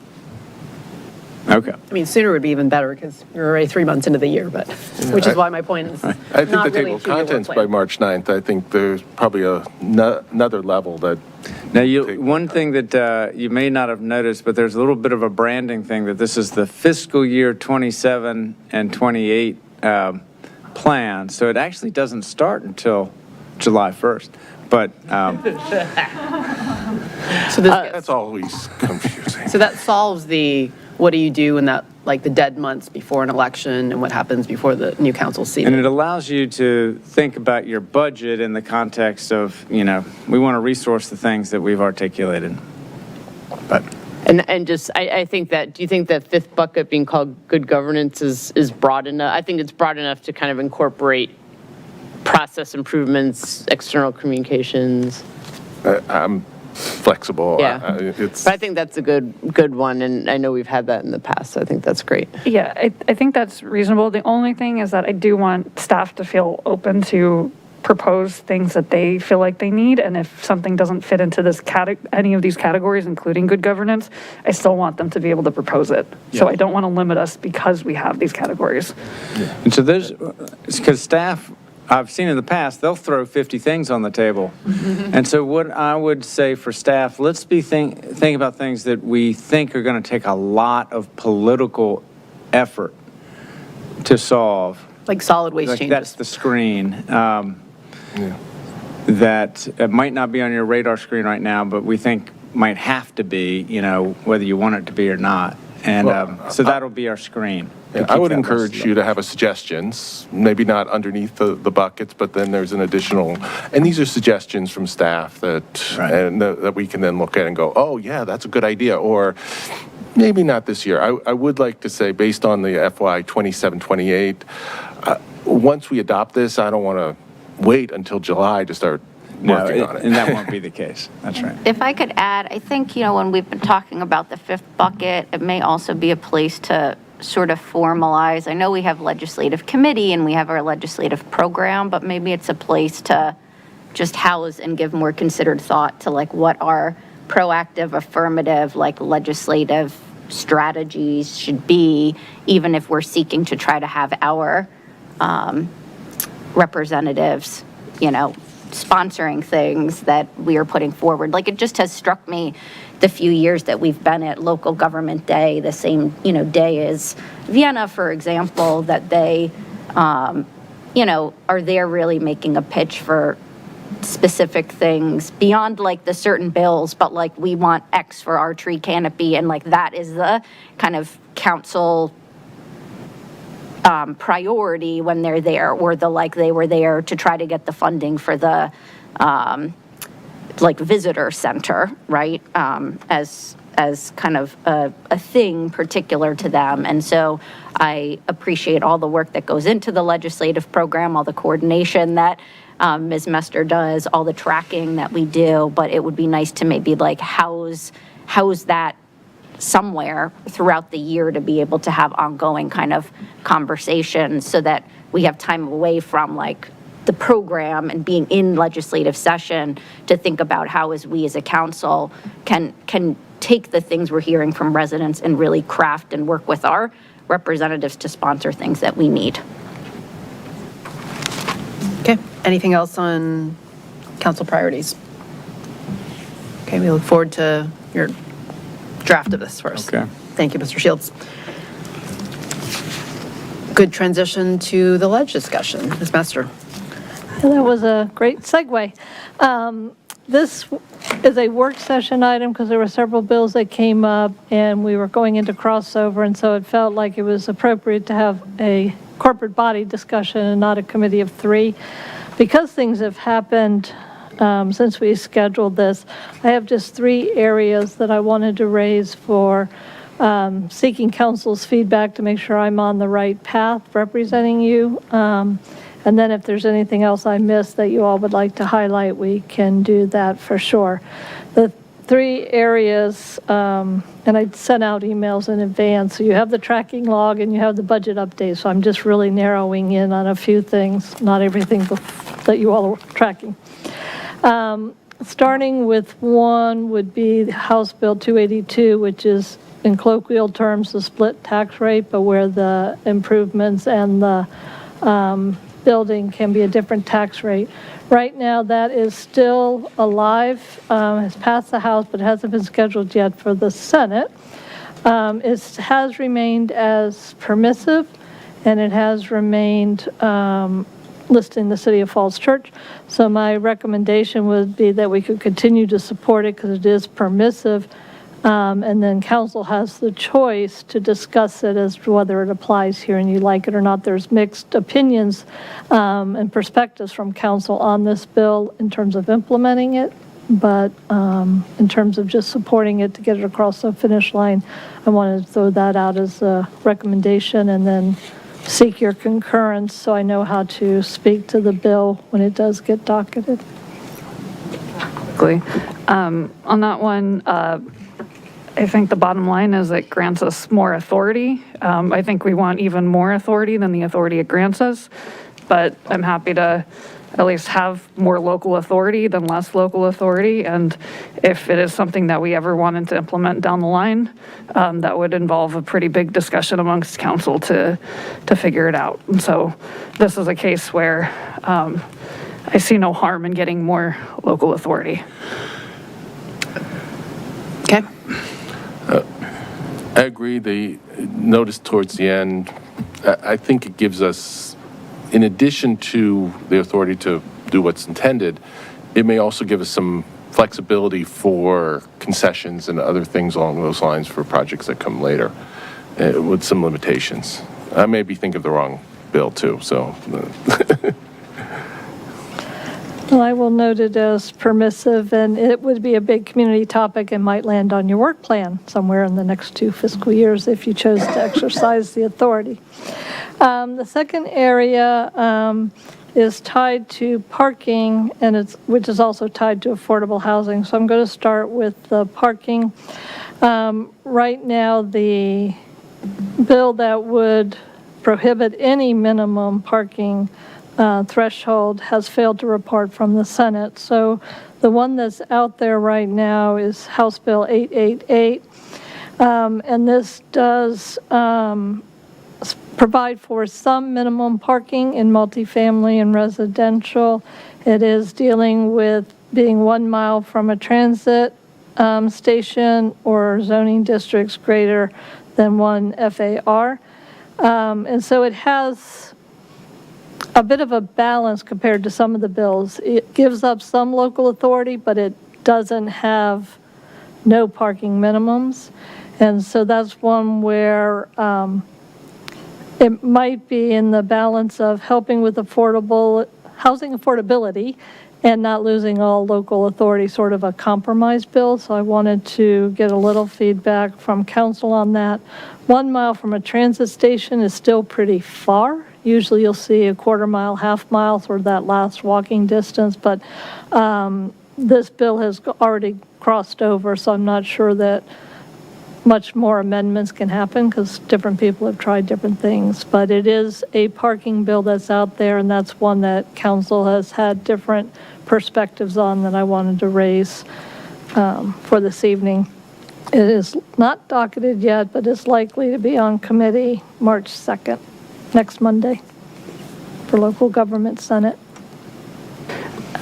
I'll just speak quickly. I'm generally in favor of parking reform, especially near transit stations. But my sense is with this council, we might be more hesitant to go as gung-ho as I would be on something like this. So I would propose that we at least stay neutral on this sort of bill and not oppose it.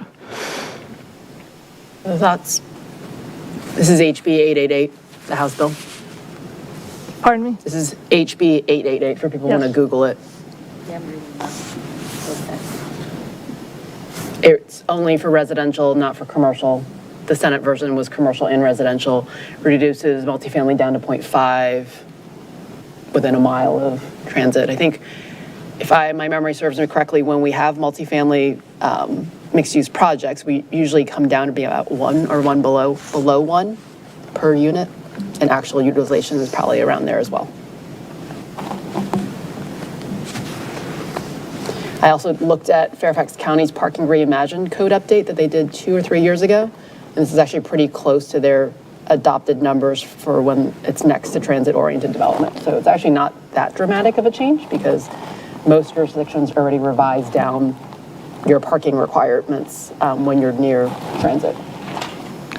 Yeah, this one does mirror the Fairfax ordinance after their community engagement, pretty close, not identical. It does have, like in commercial, that you can have requirements of a minimum of 300 square feet per residential, multifamily, a half a spot per unit, and then different for single family. And so it has a little, it would update what you all have now, which you know is very outdated, pretty outdated. It's pretty suburban, but it goes much farther than maybe where the community dialogue has been. So I appreciate the conversation. I hear one recommendation for neutral. I mean, I support it. I mean, I would have supported the more aggressive version, given that we had done reform on the commercial side as well. And so I think this is a pretty moderate step, and if that's what the General Assembly is willing to take on, I personally would support it. I guess my concern is that one of the things we just talked about, our priorities, I think we need parking reform. We need to be looking at a whole host of different things within that. There's a lot of details here that I don't really understand enough to support. I would rather have us have the ability to make these changes ourselves, and we may end up in the same place, but I feel like maybe we want to have that ability ourselves. I would agree with the neutral position. Other thoughts?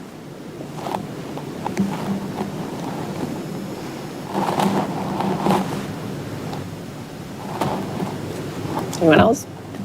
All right, so I will note it as neutral. Yeah, I mean, and I wouldn't go for supporting it. I mean, I understand I'm kind of in Mr. Egan's camp here in terms of the direction of this, the purpose of this, but at the same time, I think it's important when we are our size, when we could have sort of outsized effects from some of this in certain areas, that we retain local authority, and similarly to our accessory dwelling, like units that we take that up, we kind of hammer through the details, we hear from the community on it, and we could end up in similar places, but I would prefer to be able to have the conversation and hear from residents and have residents, input in that process than having the General Assembly telling us what parking minimums we should have kind of across the board in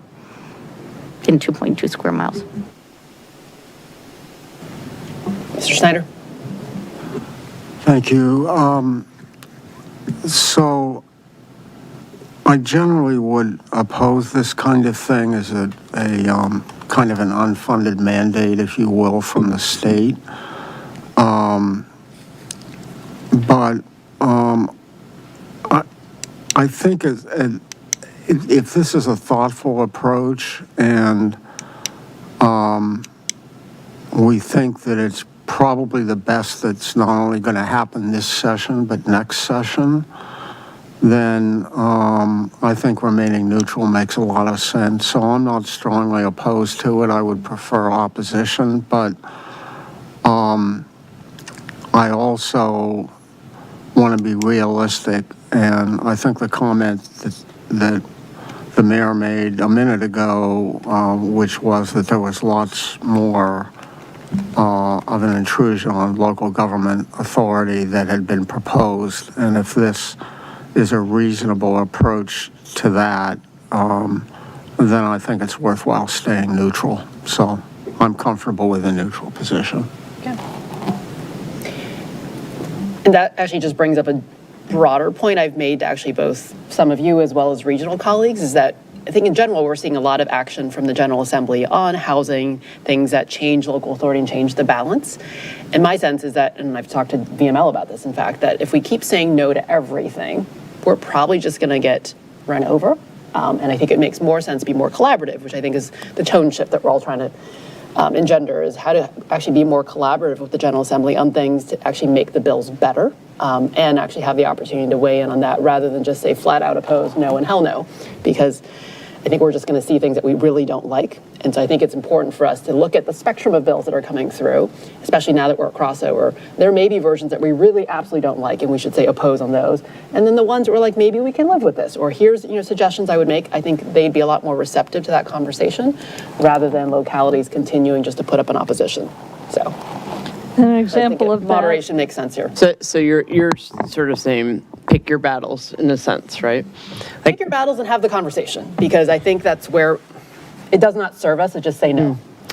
Because one, and I don't know if Ms. Messer, you're going to bring this up, but one that, the local authority bothers me more with the housing on church property. Were you going to bring that up tonight? That was next. Okay, there you go. See? Great segue. Or collective bargaining, right? Like that might be one that will have some serious fiscal impacts.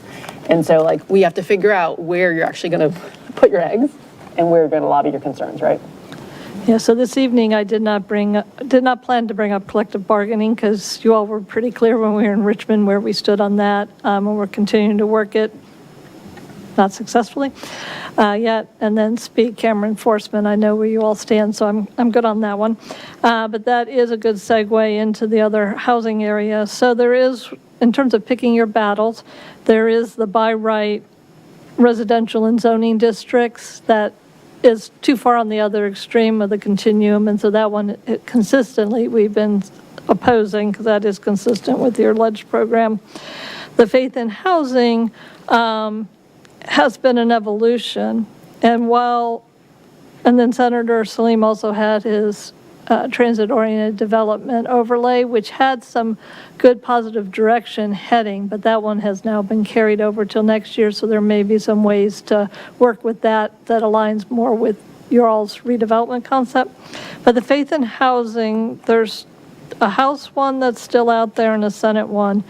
My recommendation would be not to support the House version, because while it's not effective till 2027 and requires a reenactment clause, it is very prescriptive and it takes away all right, and you have 60 days, and if it's not approved within that time, within 90 days, it's automatic.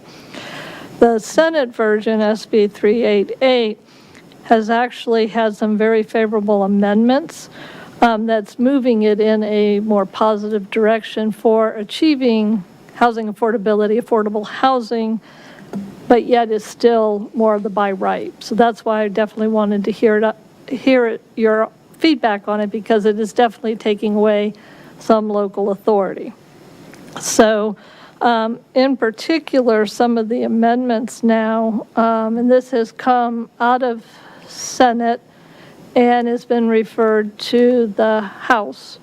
And the House has taken it out of committee with amendments, so now it's ready to go to the floor. I thought the Senate version, Cindy, still has added a reenactment, so both versions of the Faith and Housing Bill have a reenactment clause in there.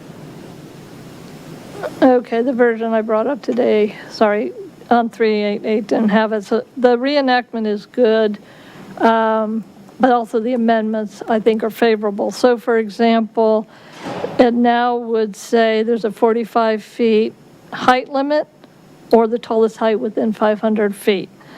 20 dwelling units per acre, unless, but it has to, or match the density 500 feet from that church property. So very favorable. It still does have the 60% of the units have to be affordable at 80% AMI for rental, 120 for home ownership. And while that's not 100%, and there's some people arguing that that still leaves too many that aren't affordable, it does make for a mixed income community. So there's been some favorable changes around that way. So as where we started 3 years ago and even last year with Faith in Housing, this has moved where they hadn't moved. And it's a mix between by right, no choice. Oh, and the other thing I should flag is in this one, it directly refers back to the land use, site plan, and subdivision codes. So it goes back to our normal process and or the designated agent. And so it doesn't have the must be approved within 60 days, but it would go back to the designated agent that if it wasn't a complete application, it could be denied and start over. So the timing was an improvement too. And there's a lot more nuances. I just pulled out some of the highlights that showed favorable changes for maybe more of a collaborative approach. But to be clear, it is still a by right, and it's restricting pure permissive local authority. Can you explain how it works? So if there's a House bill and a Senate bill on generally the same topic, we can support one and not support another? Or like how like we can talk to one but maybe not talk to the other? How would that process work? Yeah, so you certainly could say, okay, the Senate version now is positive, we want to support that, and either stay neutral or oppose the House one. They are totally different. So if for some reason they both get totally passed and they're at the same code section, they're going to have to go to conference and get conformed to a line because you can't pass these with very different requirements. I think, I mean, at least from like what I'm hearing, I haven't read through each one of these, but I think it would be worth signaling that we're more supportive of the Senate versus the House. I think that would be a reasonable approach to take. That if something does go through, we'd support one more than the other. But I guess I would leave that to the rest of the council to figure out how we do that. But Ms. Messer, you were saying both versions are by right? Both versions are by right, but the Senate version takes out that 60-day clock clause and refers us back to existing code for site plan and subdivision and the designated. So it's got a little bit more of And the wiggle Senate room. one brings down the height, brings down the density, Okay. so it has more transition to existing neighborhoods. What is It the also does transition? allow for some parking. Yeah, what is the transition? Because I think a consistent point of feedback I've offered to the patrons as well as the advocates is I was pretty uncomfortable with, I think both versions had the, can be minimum 45 feet or as tall and dense as whatever's within 500 feet. And so I think the example we often point out is like, if you have a 10-story project nearby and you have several churches, like that's just poor architecture. Like you don't want a 10-story building with no tapering down to a neighborhood. And while that project may get approved, that really just poisons the water for future projects because they'll point to that and say, hey, that was a by right Richmond mandated project. That's terrible. We're not going to do that again. And they have not really been receptive to that feedback. Instead of all the things in the bill, if we can get over the fact that it's by right, we can get over the fact that it's only 60% affordable and all the other concerns, I just think that that's really bad design and bad urban planning. Is that the case in the Senate bill too? Both Senate and House still had that in there, that it can be as tall and dense as within whatever's within 500. I'm looking at the latest engrossed version, and the Senate bill's actually back up to 45 feet from the 40. Or whatever is within 500 feet. Yeah. And whichever is largest. Setback, and it's the same thing on everything else in there. Setbacks are whatever is the setbacks or whatever setback is the smallest within the distance. And it just seems like all of those criteria is like, how big can we make this build? It's like we're going to allow them to maximize the building versus what's appropriate for the area. Now, if you've got, 10-story buildings on each side, then having it be a 10-story building is the problem. But if it's 10-story on one side and 2-story on the other, and you put a 10-story, no, it's... And I think this is one say where the early average. on, we tried to argue, like, do the ADU, affordable dwelling unit code section, like we got authority for, because McPike does have a bill out that would make that statewide, then every locality has permissive authority to do an ordinance to encourage affordable housing, or the TOT overlay, because it was in the transit corridors and bus corridors, it would pick up our churches, and you'd have a little bit more permissive authority to structure, and you only had to do one overlay. This one definitely is on the farther side of the continuum for removing local authority on your decision-making for land use, community character. It has added in some stuff for transportation, environment, and water and sewer. But we have water and sewer within 500 feet of all our churches, so. I mean, I guess, is there a way to communicate some of the nuance that we have here without specifically saying, like, we're gung-ho supporting or we're gung-ho opposing? Like, we generally do favor affordable housing, and we can understand, why this is going forward, but like, we also need to see some sort of tapering to neighborhoods, and there's like aesthetic concerns or whatever else. There's a whole bunch of other things that we would like to see in this bill that just aren't included. Yeah, if I were to prioritize like all the elements, I would say that it is hard to legislate tapering and, architecture, right? Like how to taper to neighborhoods, but that would be my top concern out of everything on there. And we have done that in the past where my comments start off with council fully committed to affordable housing, AKA comprehensive plan and affordable living policy. However, one size doesn't fit all, transition to neighborhood, parking, et cetera, et cetera. So we have XYZ concerns. I think, I have the same concerns as others about the height, the density, the setbacks, and within the 500 feet, especially given the number of religious properties we have and where they're sited. So, I mean, you could think of like a St. James lot. This basically says by right, and this says 20 units per acre, but it's near T-zones, for example, that go up to 34 units per acre.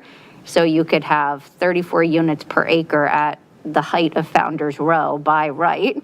On Park Avenue. On Park. And so what I think, what I would like, and maybe to help have some of these conversations, is if we could, for example, since we are as small as we are and we do have as many properties as we do in neighborhoods, but close to development that's denser and taller, that if we could actually show through GIS mapping, we're a locality and we have 7 of these sites that could potentially be redeveloped, and these are the impacts. We're a case study of why it doesn't necessarily make sense to take away the amount of authority this does, and it seems to be, have moderated some of or tried to account for some of the harshest effects of a by right bill, but shows why, the localities, even if they are aligned with the overall goals, have legitimate concerns. Right, and obviously I don't need to tell you we're very unique, and I've had 2 different residents who live adjacent to 2 different churches reach out to me about this with concerns. So, we have some of these churches are bumping right up against a single family house, and so it does concern me that that we, and I know the mayor did express this to our state senator when we were down in Richmond, specifically about also the setbacks and all that, but also just that we are a dense little community, and so this could really change our character. And today, those have been the comments, but because it hasn't amended and you guys are supporting affordable housing, I wanted to make sure we have the conversation. I do think given how it came out of committee, it's probably going to get off the floor, but there is the not effective till 2027, and there's a reenactment clause, so there will be chance to maybe do more of what we have done, but the mapping and the trying to not have it one size fits all. Like if it's made out of committee and we think it's going to have a shot on the floor, then I would say let's try to prioritize our comments on how to make this as tolerable as possible. And so then I would also say is like, I feel like every time, like when we give comments out loud, it's like very short and it's hard to communicate nuance. I would almost say like, rather than doing out loud comments, it should be like a letter to the committee members if we do like speak up on it with clear suggestions for what it is we want to see. I always put it in writing because the 30-second comment period doesn't give us much. So yeah. And I think giving examples, very concrete, I think St. James is a great example of what this would allow, and show them a picture of, this is what it looks like right now on Park. You draw a picture of what it would look like or could look like. That's exactly what I just whispered to Ms. Flynn. Yeah, I think a picture is going to really help here. I think they're trying to fix a specific problem, and they're trying to do it generically, and they're creating other problems. And in general, I support it, the idea, but the implementation of it, the details they need work. So based on what I'm hearing, we could not take a for or against, but we could put the concerns back on the record, which is helpful because we need to set the stage for the continuing work until the next session. Madam Mayor, just listening to the discussion, I think I would recommend, is there a reenactment clause in this or isn't there? There is one. I just double checked. They didn't embed it in the full So text. for me, It's just listed as amendments. For me, the most important thing is that we have time to work through this legislation before it's finally enacted, right? So, There's an enactment clause, so we'd want to support that. and It's then sort of like we supported we can talk Celine. about the many concerns that have been raised. And so I think that's where we are, including local control, but I think the other issues that have been raised are very real. And this is why this is a classic case of where there ought to be a reenactment clause and further discussion to provide. I mean, I'm very sensitive, I think, to religious institutions wanting to act consistent with their beliefs. And so it's important to me to assure that. On the other hand, we are talking about the overall impact on the surrounding community, and if it's done right, you get a win-win. If it's done wrong, you get a lose-lose. So I think what we're trying to do is get a win-win here. And we just are not sure, while there have been improvements, there needs to be more discussion to make sure we get the win-win. Seems to me, am I summarizing people right? Or, yeah. All right, I will put in comments supporting the enactment and some of the issues and that need further discussion, but council still is committed to housing affordability and affordable housing and trying not to just say no. Get to the win-win, as Mr. Schneider summarized. Affordability, I think the concept of like allowing a nonprofit or faith group to, use their land productively that, furthers a community need, I think is something that we consistently want to support. But again, I would encourage us, as we write the letter, we prioritize kind of the comments, and whatever our top concerns are, we list them, because if it does look like it's going to come out of, be on the floor and get adopted, like, it probably behooves us to be more specific in what our comments are. And I would say this could just be a staff comment. We go on the record, so it's there for as we work it before next session, not you all need to show up to testify per se.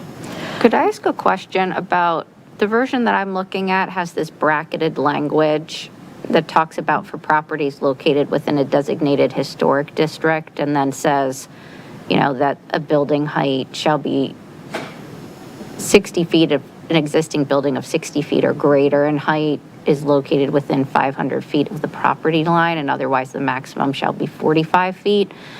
For a place like Falls Church, where the historic district is technically like the entirety of the city, even though we have designated parcels,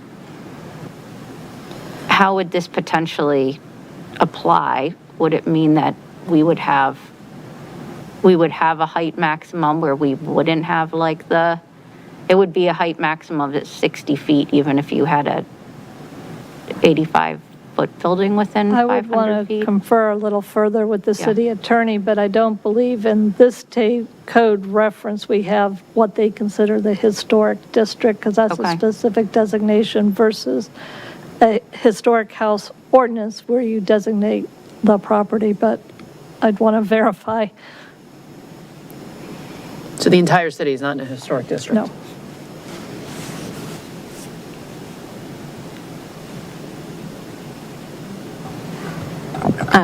I don't believe so. A historic district, it theoretically could be, but it's formed after a study and a historical survey, and there's certain steps required by statute to create the district, and then the district is part of the zoning map, and there's regulations that pertain to that district.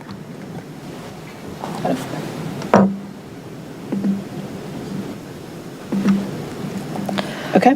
What else? Okay, so I'm sorry, the city manager is saying that you have adopted a historic district that covers the entirety of the city. So, yes. Is that the same as the state designation of what a historic district is? Where this would apply?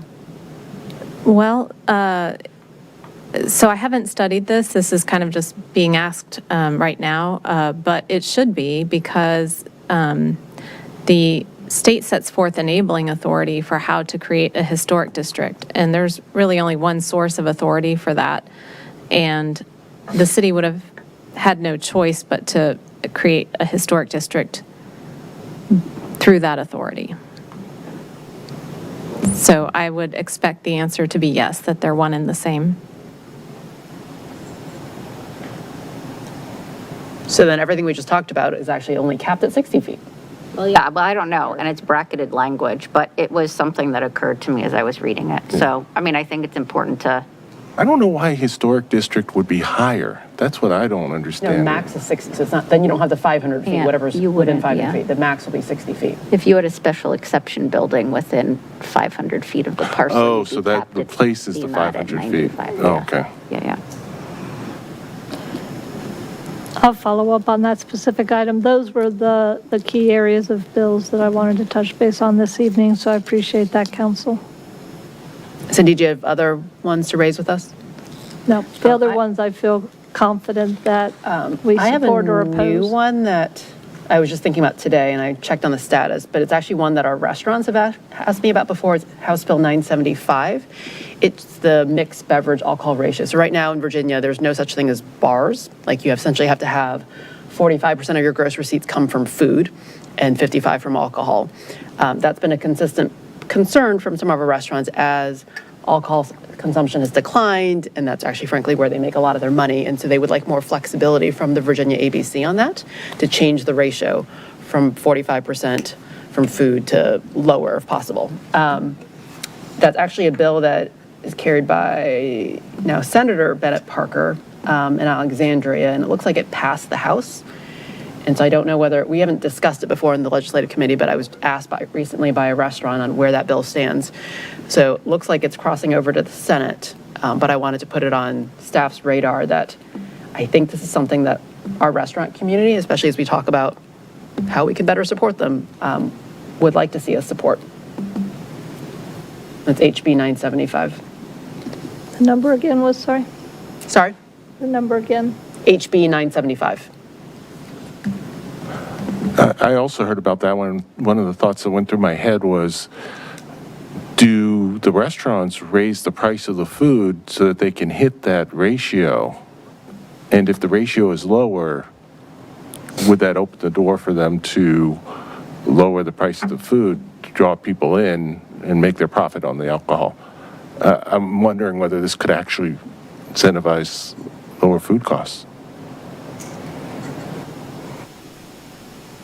Good. It just provides more flexibility for people to be innovative with how they set up their menus and how they want to run their restaurants based on the needs and the market. So That's why we need a walkable city, so that they can come to our restaurants, drink, and then not be arrested for DUI. And maybe this sip and stroll permit will work. It was passed by for today on the Senate floor, so it's on the Senate floor. It's already passed the House.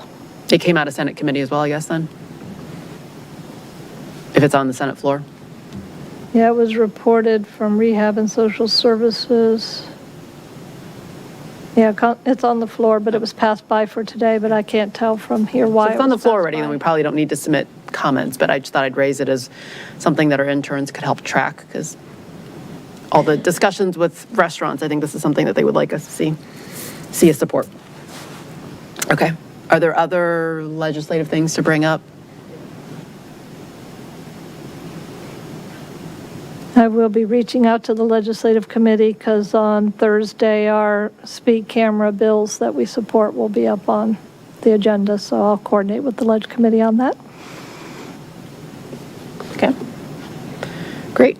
Thank you, Cindy. Council. I think we're on to the next work session item on expiring affordable dwelling units. We're at 10 o'clock. How are people doing on needing a break? Do we want to power through? Our thought is we'll have maybe just real quick an open session, and there is a request to go into closed session, and maybe if we just keep the open session sort of just real quick to talk about kind of what the conversation is about, sort of what the scope of what we're looking at for expiring ADUs, and then we'll go into closed session. Great. Okay. So we've provided a memorandum, and what we've just laid out in this memo is that the city has 336 committed affordable dwelling units that we're administering today, and that includes 130 that have just come online in the last several years. So we've really grown our affordable dwelling units in the city through inclusionary zoning with the development that's been happening in the city. That's the good news. The bad news is that some of our older accessory dwelling units had time limits on them. All of our new ones are for the life of the project. But in the early years of special exceptions, we were typically negotiating for 20-year terms for accessory dwellings. So there are 63 accessory dwellings that will be coming up against that expiration date between now and the year 2036, so basically over the next 10 years. And so what we are sort of working on at the staff level and want to engage with the city council on our strategies to preserve those expiring units. And so in closed session, we'll talk about sort of some ways to analyze what that might look like in terms of negotiations with these private property owners. And at the sort of strategic level or policy level, we also note in our memo that the city is also considering expanding affordable housing units at Virginia Village. And so thinking about the preservation of expiring ADUs in the context of what could also be a really significant commitment in terms of staff time and potentially financial resources to expand affordable housing at Virginia Village. And so considering those two kind of alongside each other as part of an overall strategy of the affordable living policy that was adopted just in the past year. So that's the discussion that we're having. And I think with that, we'll stop and see if there are any questions that the council has before we go into closed session. Questions? I think we're saving it all for the closed session discussion. I don't know. I mean, I guess I'll put a reaction to the general memo out there that I don't think, jeopardizes closed session at all or anything about any particular numbers. I think my reaction to this was that it was a little rudimentary in terms of kind of analysis. It felt cursory in terms of, I think it reads as like the decision is one or the other. We can't do both. You're going to need to make kind of a policy decision as to which one you take on, and we'll look at kind of a return on investment. To me, like, that doesn't feel satisfactory. I think we have, people who are current residents in the city. I think we should be thinking about how we retain, people who are part of the community here in housing, whether it is negotiations with individual property owners that may or may not make sense, but thinking about it in the context of what would it look like to expand a CCAU program and assemble properties, for example, in other buildings to give options for people who may be, priced out of one location that could potentially be brought into an expanded CCAU program at a more like affordable secondary location? Or what would it be to bridge a CCAU program so that people who are residents in the city don't get evicted from the city because they are priced out until potentially we were doing redevelopment and those same people were rehoused somewhere else. And so to me, it's kind of not an all or nothing conversation. This is why when we were doing the 99 ADUs as part of the new units that were coming on board, that I didn't want to alarm like residents who are part of the ADU program, but I want to start having discussions, and they can be sensitive discussions that we have about what are people's plans, or, do they have roots here? Would they want to remain in the city? Would they want to potentially have us take up a conversation about expanded CCAU programs, for example, where any of those people, part of that group that could have moved to permanent affordable dwelling units, which is why I brought it up when I did, in terms of let's have kind of conversations with an affected population that is a population just like any other residents who live here, and that we shouldn't just be sort of thinking about this conversation in units or in like dollars, but that we should be thinking of this in terms of like people who are invested in our community and may otherwise be seeking to stay here longer term. And so to me, they are kind of important considerations and policy decisions that we need to be accountable for as a council, and that we do need to give you direction on, and that will need to be part of a budget conversation. And then, thinking about what makes sense in terms of like an affordability strategy overall, and, how you do inclusionary zoning, or how you do kind of approaches to affordability. So that was kind of a general reaction on my part to kind of like the memo in terms of its approach, without getting into anything regarding negotiations. And so I think in both the Virginia Village conversation and what any potential redevelopment would look like, but also, needing to bring all stakeholders into that conversation, we need to also be having like conversations with affected ADU dwellers at this point, in terms of kind of their plans going forward and what it means for us as decision makers and policy makers. Other thoughts? So I'll share Erin's, reaction. I was hoping that there would be more, putting aside how much it costs and what our negotiating position is, more like discrete policy choices. I think in the past we've kind of talked about do nothing, extend the affordability covenants, make a big bet on Virginia Village, put on an ADU wait list, buy more CCAUs. Like, there might be a spectrum of options, and I was looking for more of that nuance rather than this, which is helpful to see, again, like, oh my gosh, we do have, expiring units as an issue. And so maybe I don't know whether those are now off the table because of the time that's left, but I guess we could talk more in closed session what the dollar amounts for each one of those kind of more discrete policy choices are. So I'll leave it at that. I was going to say this in closed session, but I can say it here, which is I was also looking for more information about the ADUs. So, for instance, how many bedrooms are we talking about? Some, are these all one-bedroom units? Are they two-bedroom units? Are they studios? How many of these have students in our schools? I do know, for instance, Virginia Village, I believe it's about 20-25% of the units have or it's somewhere in that range. The fields contributed a few years back, it was over 100 students into the schools. So those at least I can are discrete, and you can see them in the schools enrollment numbers, but some of the others, I have no idea. Okay. Any comments before going into closed session? Otherwise, I will. Oh, do we have 2 minutes? Yeah. Okay. Well, do we have regional committee and council liaison reports? Okay. Councilmember comments? Okay, then there's 4 sets of minutes. Thank you, clerks. Anyone want to move adoption of the minutes?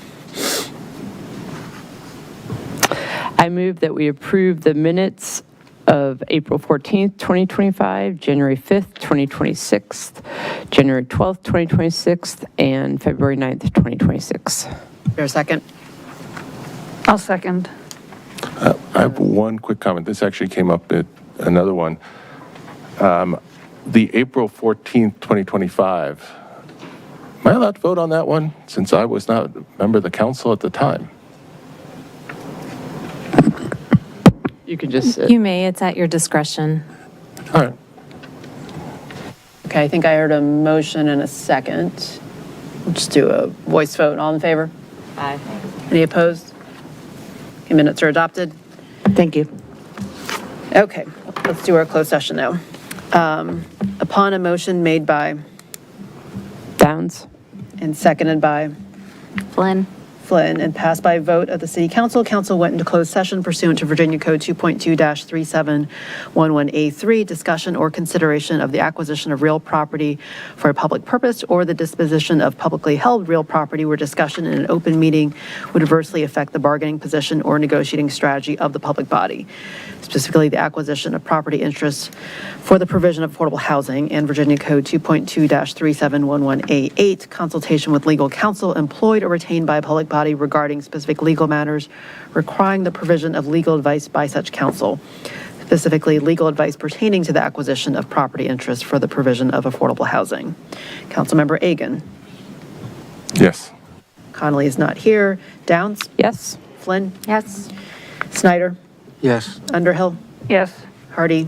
Yes. We're going in at 10:11. Thank you.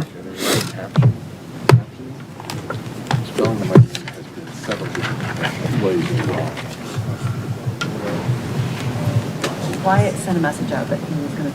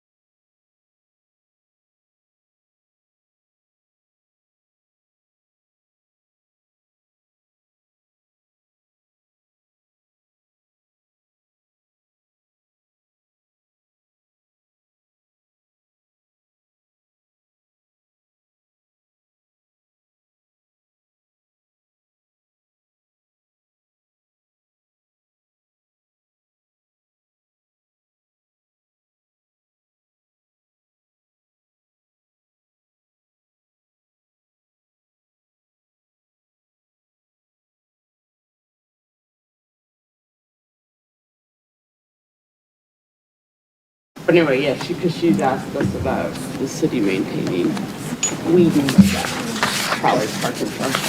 Yeah, I think she's on.